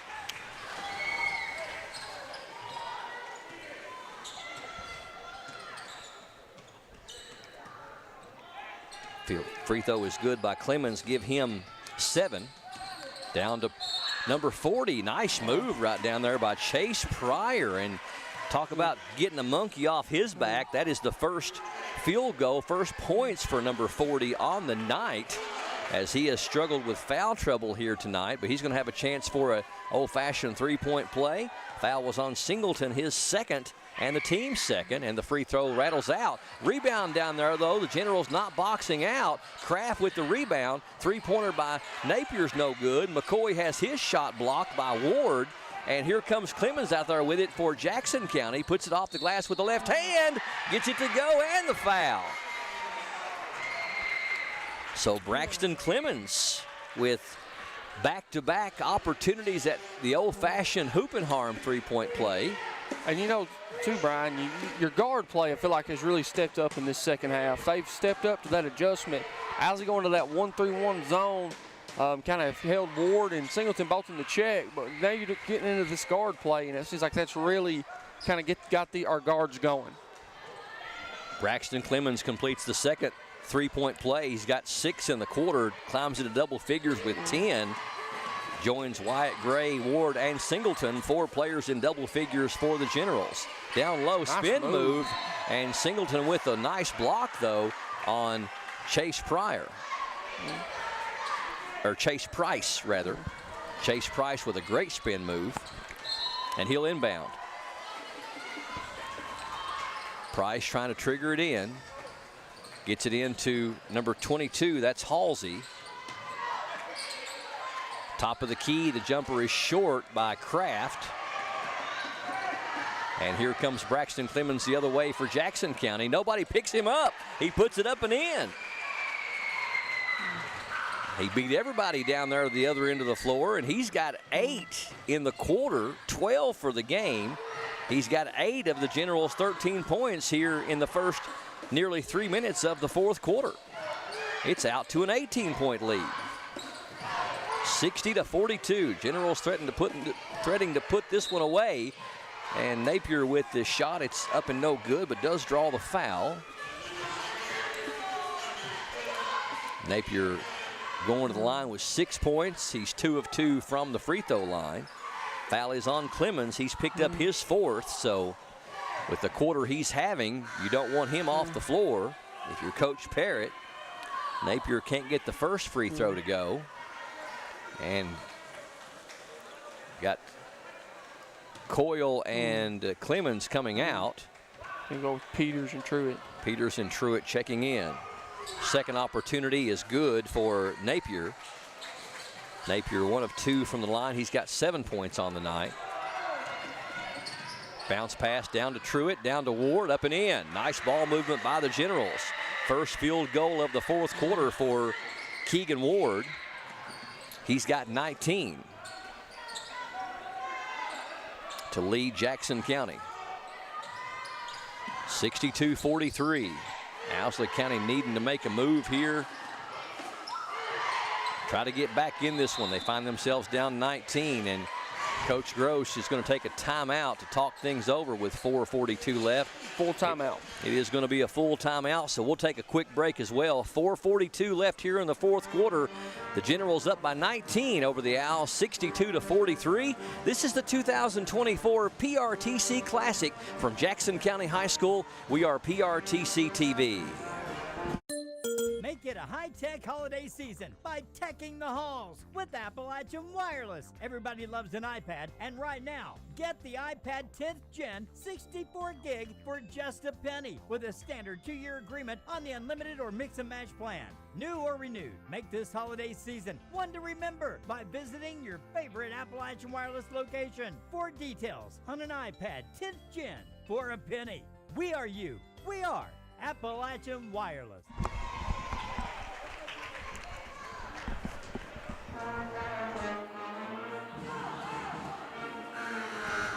And welcome back to Jackson County High School.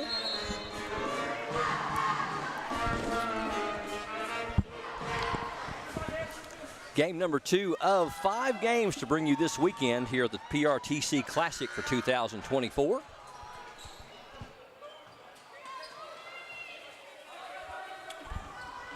And you know, Brian, you know, kind of here these last 4 minutes, you know, one thing I don't think some of these people at home or may not know and things like that is this is going to be a growing experience for Coach Parrott, because, you know, this is really a group that have never really played together. You got Singleton and Ward that have kind of played together in the past, but, you know, Clemens electing to sit out and not play last year.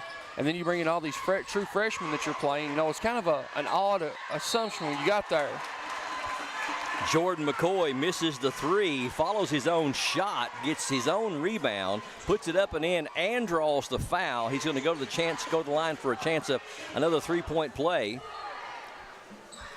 Free throw well short, though. I think he's getting a little tired. Knocked away from behind for Tansen Truitt. It'll stay with Jackson County. Foul was on Kendall Peters, his first, team's fourth. Well, I think you're right, and I think both these teams are kind of doing the same kind of thing. Owsley County with a brand new head coach and losing a lot of their points from last year's team.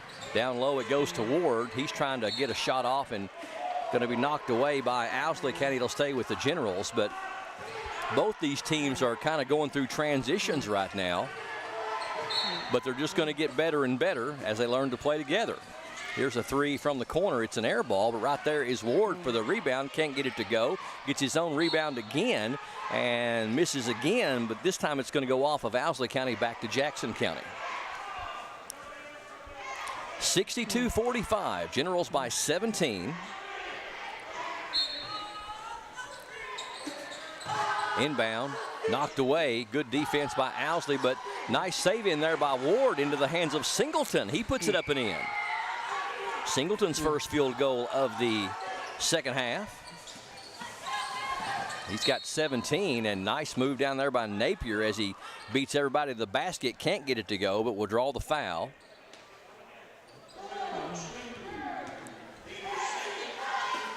$17 for Singleton, 19 for Ward, 12 for Clemens, 11 for Gray for Jackson County. Free throw short by Napier. Missed two of his last three after making his first two. Foul was on Peters. He's picked up two quick ones. That's the fifth team foul on Jackson County. So Owsley County will be shooting free throws the rest of the way on non-offensive fouls. Napier again gets one of two. He's got 8. Long pass ahead to Gray. Gray driving, bounce pass, trying to get it over to Ward. Nice interception down there by McCoy. Napier on the other end puts an acrobatic shot up and can't get it to go, but he's going to go back to the line, and I think Peters may have picked up his third. And that's about as quick as I've ever seen a player get 3 fouls. I thought Cottle was pretty quick in the first half, but that's close. That was quick. Free throw is up and good by Napier. Napier making a living at the line here in this fourth quarter, already with 5 free throws in the fourth frame, and gets the second one to go as well. So put him in double figures with 10. Joins McCoy in double figures for the Owls. Pass ahead, nice pass down from Ward to Gray. Can't get the shot to go. Here comes Napier. Now Kraft. Jumper is good from the wing. First points of the game for Eric Kraft, and it's down to a 14-point lead. And Owsley County just got a lot of fight in them. Truitt floats it down to Ward, but he was under the basket when he got it. Couldn't get a good shot off, and on the other end, Napier's going to be fouled hard. He is okay. I believe that's Truitt's 5th as well. If it is on Truitt, he has fouled out.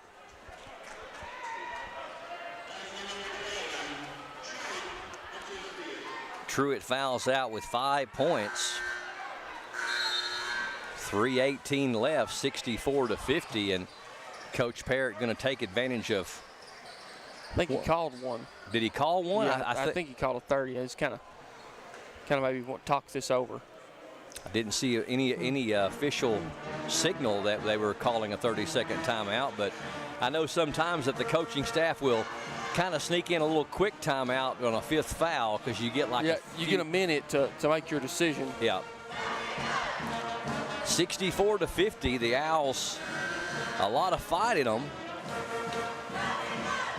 as they have outscored Jackson County in the last few minutes by about 6 or 8 points as it was climbing toward a 20-point lead, and it's down to 14 now, 64-50. Owsley County trying to improve to 2-1 on the season. Jackson County trying to improve to 2-0 on the season. And I believe it was Coyle that checked in this time for Tanson Truitt. I believe you got Clemens in there. Yeah, Braxton Clemens. Maybe he was the one checked back in. Clemens playing with 4. Napier's first one doesn't fall, a little bit short. We got Chase Price coming out. Going to do some offensive and defensive substitutions with him, I'm assuming, because of those 4 fouls. And Keegan Harrell checks back in, and second one good for Napier. Clemens into front court. Singleton down to Ward, off the glass, no good. Singleton gets the rebound, back up and in. So Singleton, nice job there to get the putback off the Ward miss. Here's a 3-pointer, it's no good by McCoy. And the rebound to Singleton, 66-51. Clemens into front court, behind the back. A little bit out of control and gets the bucket to go. The acrobatic shot when it looked like he may lose the handle on it. Gets the basket to go and draws the foul. And that will be his third. And one in the fourth quarter after Keegan Ward did it in the first quarter. Braxton Clemens with 10 points in the quarter. Can't get the free throw to go. McCoy with the rebound. Foul was on number 2, Napier, his third. Knocked away and loose. And Singleton with the knock away and got it ahead to Peters, and we're going to have a foul on Owsley. That was Napier's third a moment ago and the team's third. And this time the foul is going to be on number 22, Landon Halsey, his second. I actually missed one. That was the 5th team foul on Owsley. So now both teams in the double bonus on non-player control fouls. Free throw's no good. I believe that's Peters at the line. Yep. Peters looking for his first points of the night. 68-51. Generals trying to put this one away. 2:31 left. Second one good by Peters. And Peters coming out, and number 22 checking in. McQueen checking in. First time we've seen Quentin McQueen in the lineup for Jackson County. 69-51.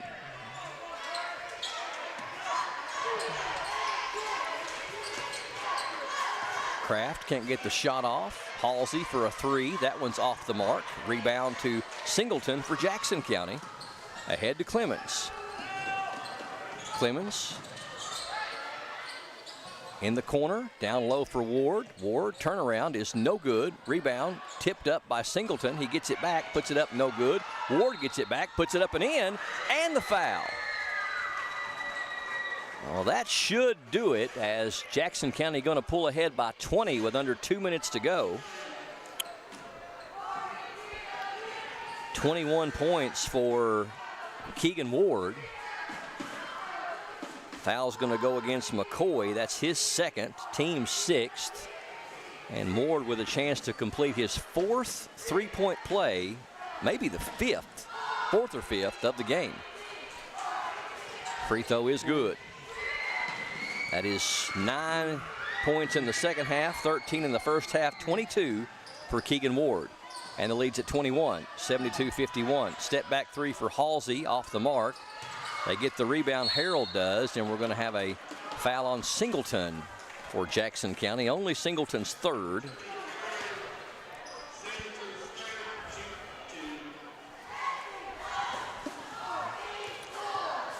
I believe that is Harold at the line, shooting 2 for Owsley County. Free throw is rolling in.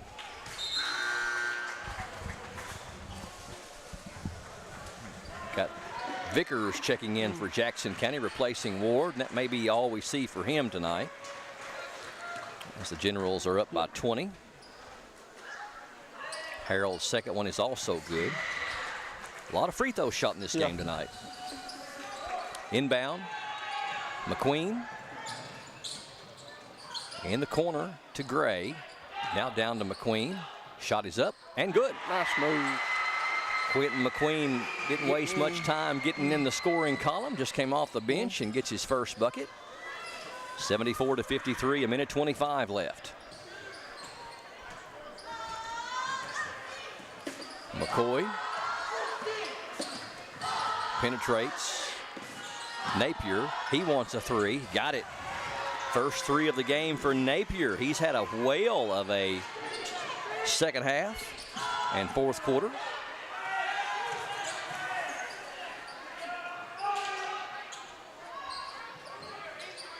Top of the key, three-pointer on the way is short. Rebound to Owsley County. Here comes Napier. Acrobatic shot and almost went in. Got it. Pass is blocked by Owsley County. Ahead to Vickers. Nice pass. In the corner for a three for Gray. Rebound to Owsley County. Kraft can't get the shot to fall. 25 seconds left. Down it goes to the left hand, no good. Vickers with the rebound, can't get it to fall. Gets his own rebound, back up and in. So Vickers with his first points of the night, down to 8 seconds, 76-56. Napier a long three, that one's short. And that's going to do it. So Jackson County improves to 2-0 on the season. Owsley County falls to 1-2 on the season. A 20-point win for the Jackson County Generals by a final of 76-56. Stay tuned. We'll come back and wrap up tonight's action from Jackson County High School with our PRTC TV player of the game, and also preview our action for tomorrow as well. Stay tuned. More straight ahead from Jackson County High School on PRTC TV. Video gaming is a great way for families to have fun together. And PRTC's reliable internet and Wi-Fi is a game changer. Super fast download and upload speeds up to 1 gig. And GigaSpire whole home Wi-Fi. Power today's most exciting games on consoles, handhelds, even VR headsets with no lag or buffering. Contact PRTC and level up to game-changing internet and whole home Wi-Fi today. This holiday season, don't just deck the halls, tech the halls with brand new devices from Appalachian Wireless. All of Santa's good boys and girls are going to love this holiday deal. An iPhone 14, 128 gig for a penny with the unlimited or mix and match plan with a standard 2-year agreement. An iPhone 14, 128 gig for a penny. See Santa's little helpers at your favorite Appalachian Wireless location for details, and tech the halls. We are you. We are Appalachian Wireless. Most of us are in touch with the internet in one way or another all day long. A fast, secure connection matters. It keeps us entertained, informed, in touch. PRTC cares about your connection. We know strong, reliable internet with GigaSpire whole home Wi-Fi makes life better. If you need an upgrade or just have a question, get in touch. Call or visit PRTC online today. Basketball fans, get ready. The 2024 PRTC Classic is coming to Jackson County High School December 6th and 7th. The action starts on Friday, December 6th, with the Jackson County Lady Generals taking on the Knox Central Lady Panthers, followed by a border battle as the Jackson County Generals face the Owsley County Owls.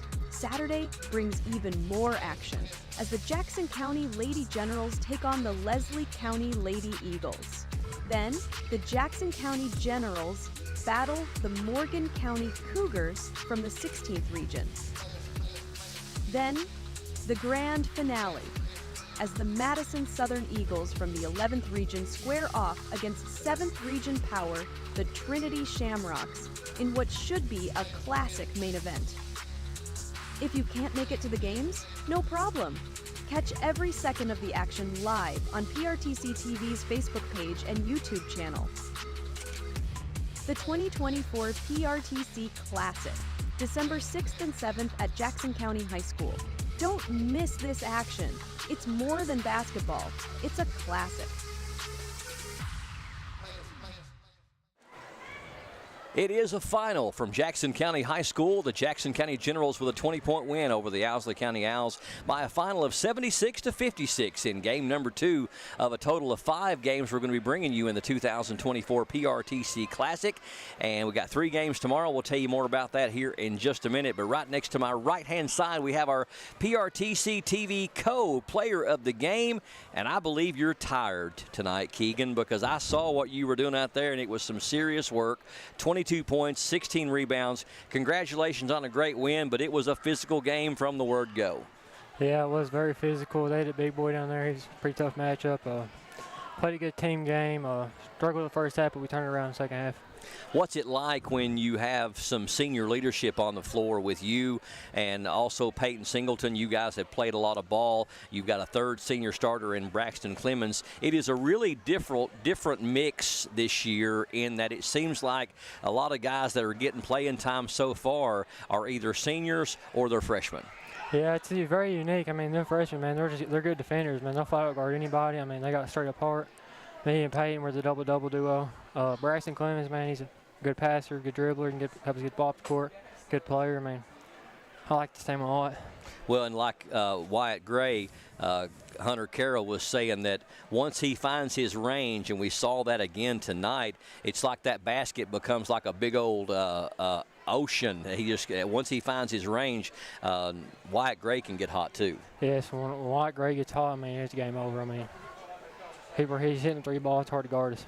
Now, you knew coming into the game tonight, and it was very obvious really from the offset or from the onset of the game that we had a size advantage, and I know that had to be Coach Parrott's plan going in to maximize that size advantage because we definitely had an advantage in the paint tonight. Yeah, most games when we're going to have a size advantage, most people would play, and Parrott is just putting us in there, go in there and work, throw it inside out, get good shots.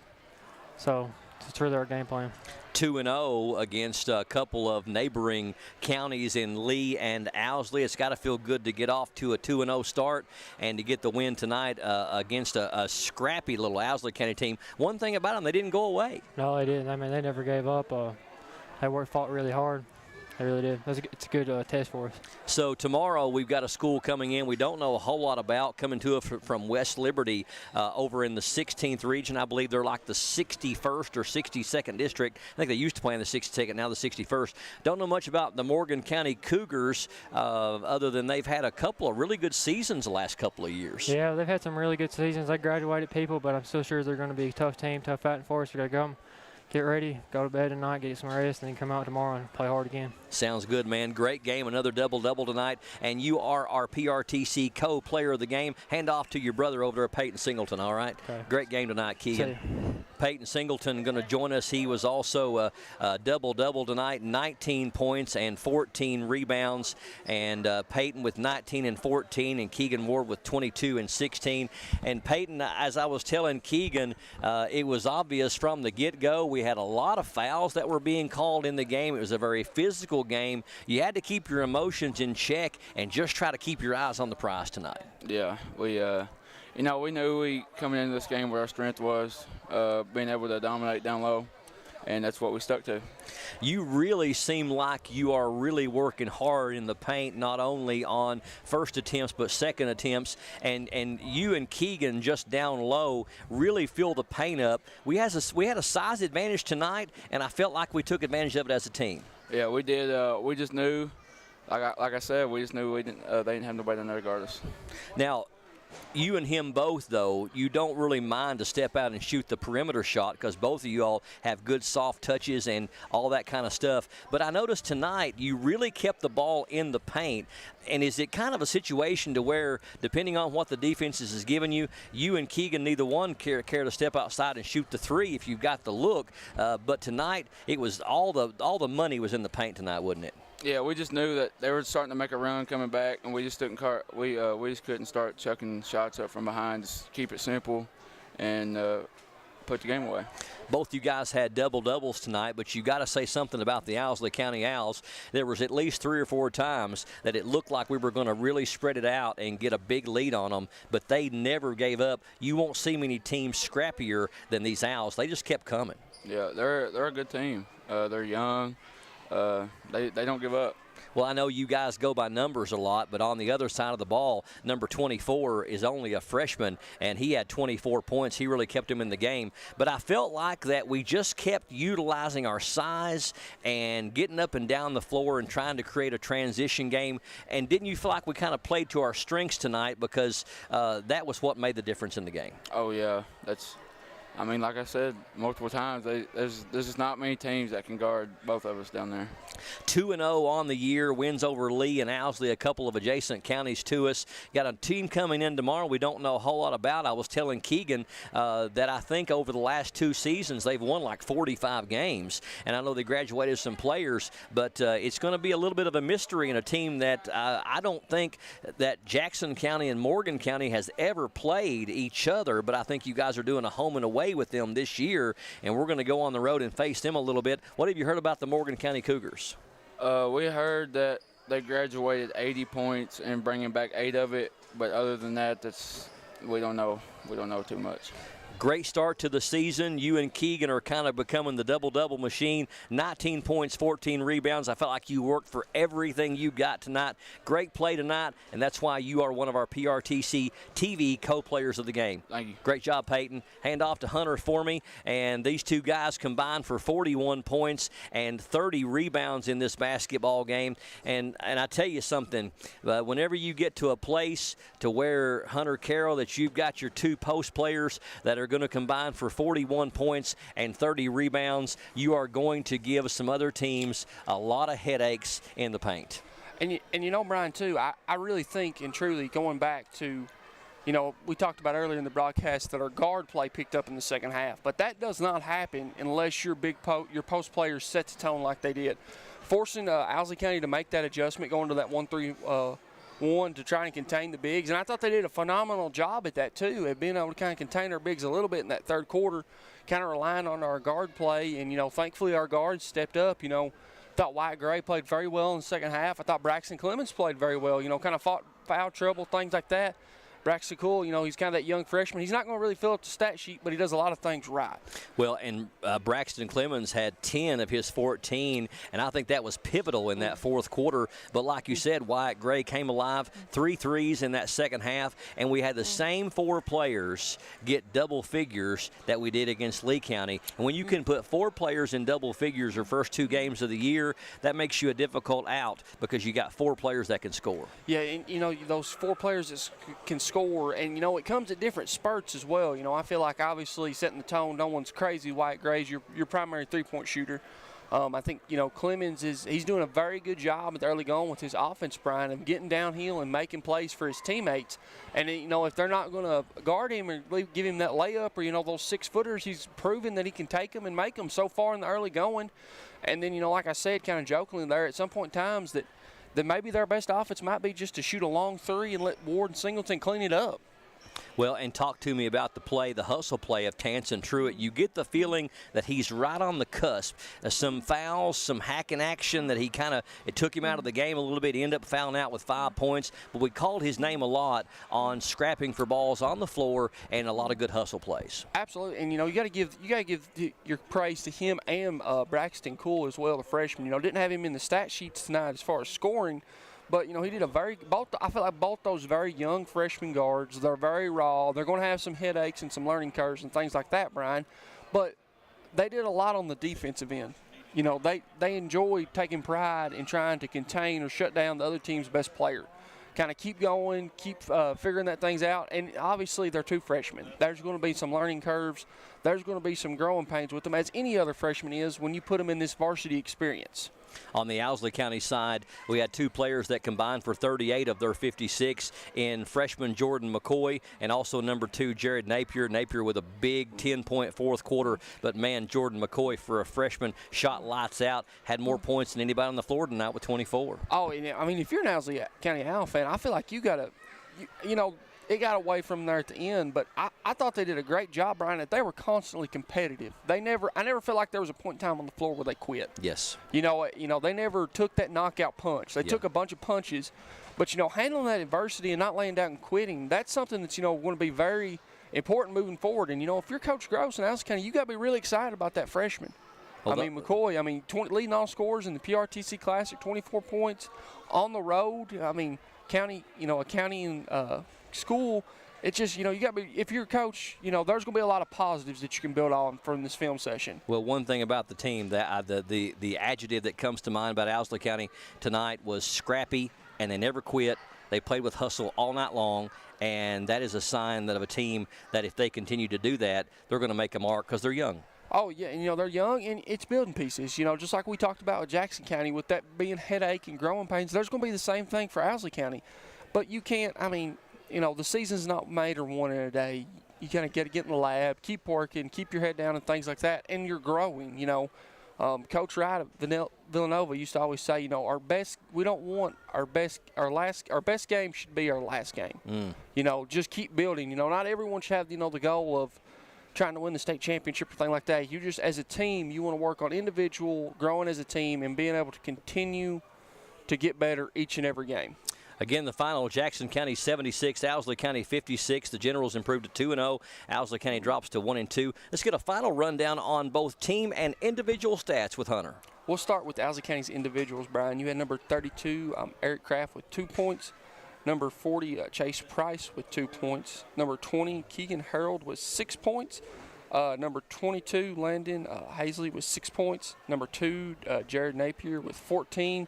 And then they were led by number 24, Jordan McCoy with 24 points, and he also had 5 rebounds, Brian. You flip over to the Jackson County side, you had Kendall Peters, number 2, with 1 point. Number 22, Quentin McQueen with 2 points. Number 40, Braden Vickers with 2 points. Had Tanson Truitt with 5 points and 5 rebounds. Number 0, Braxton Clemens had 14 points. Your co-PRTC player of the game, number 24, Peyton Singleton with 19 points and 14 rebounds. And number 42, Keegan Ward with 22 points and 16 rebounds. Now, if you jump over the team stats, Brian, Jackson County was 27 of 45 from 2 for 60%, compared to Owsley County 6 of 16 for 38%.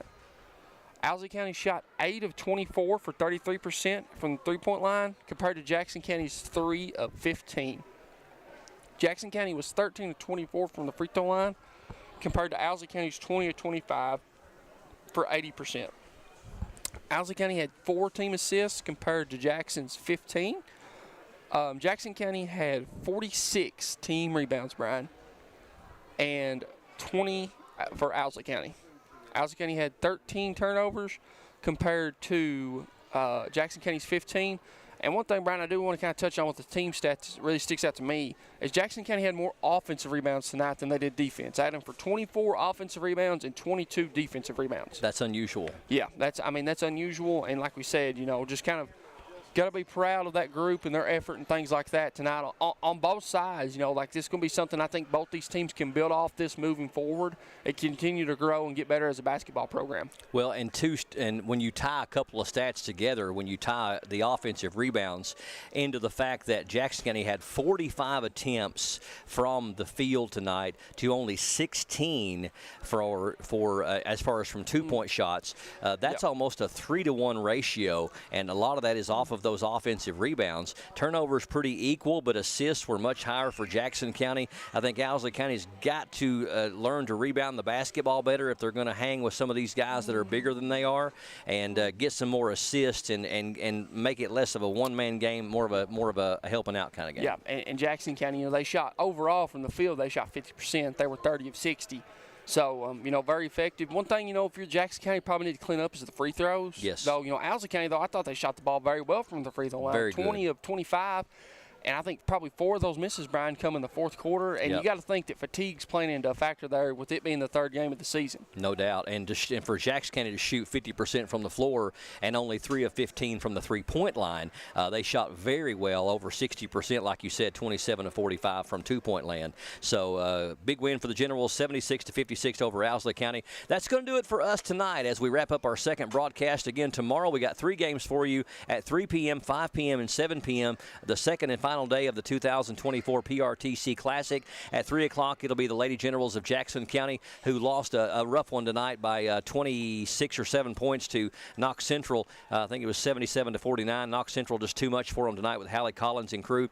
But they'll take on the Leslie County Lady Eagles tomorrow at 3 o'clock. Then at 5 o'clock, it'll be the General Boys you just saw taking on the Morgan County Cougars from the 16th region, the 61st district. And then at 7 o'clock, it'll be our marquee matchup, our main event for the night. It'll be the number 2 team in the state preseason, Trinity of Louisville, and the number 1 junior in the state, Jaden Johnson, playing for them. We hope to see him against Coach Wright and Mr. Noble and the Madison Southern boys at 7 o'clock tomorrow night for the final broadcast.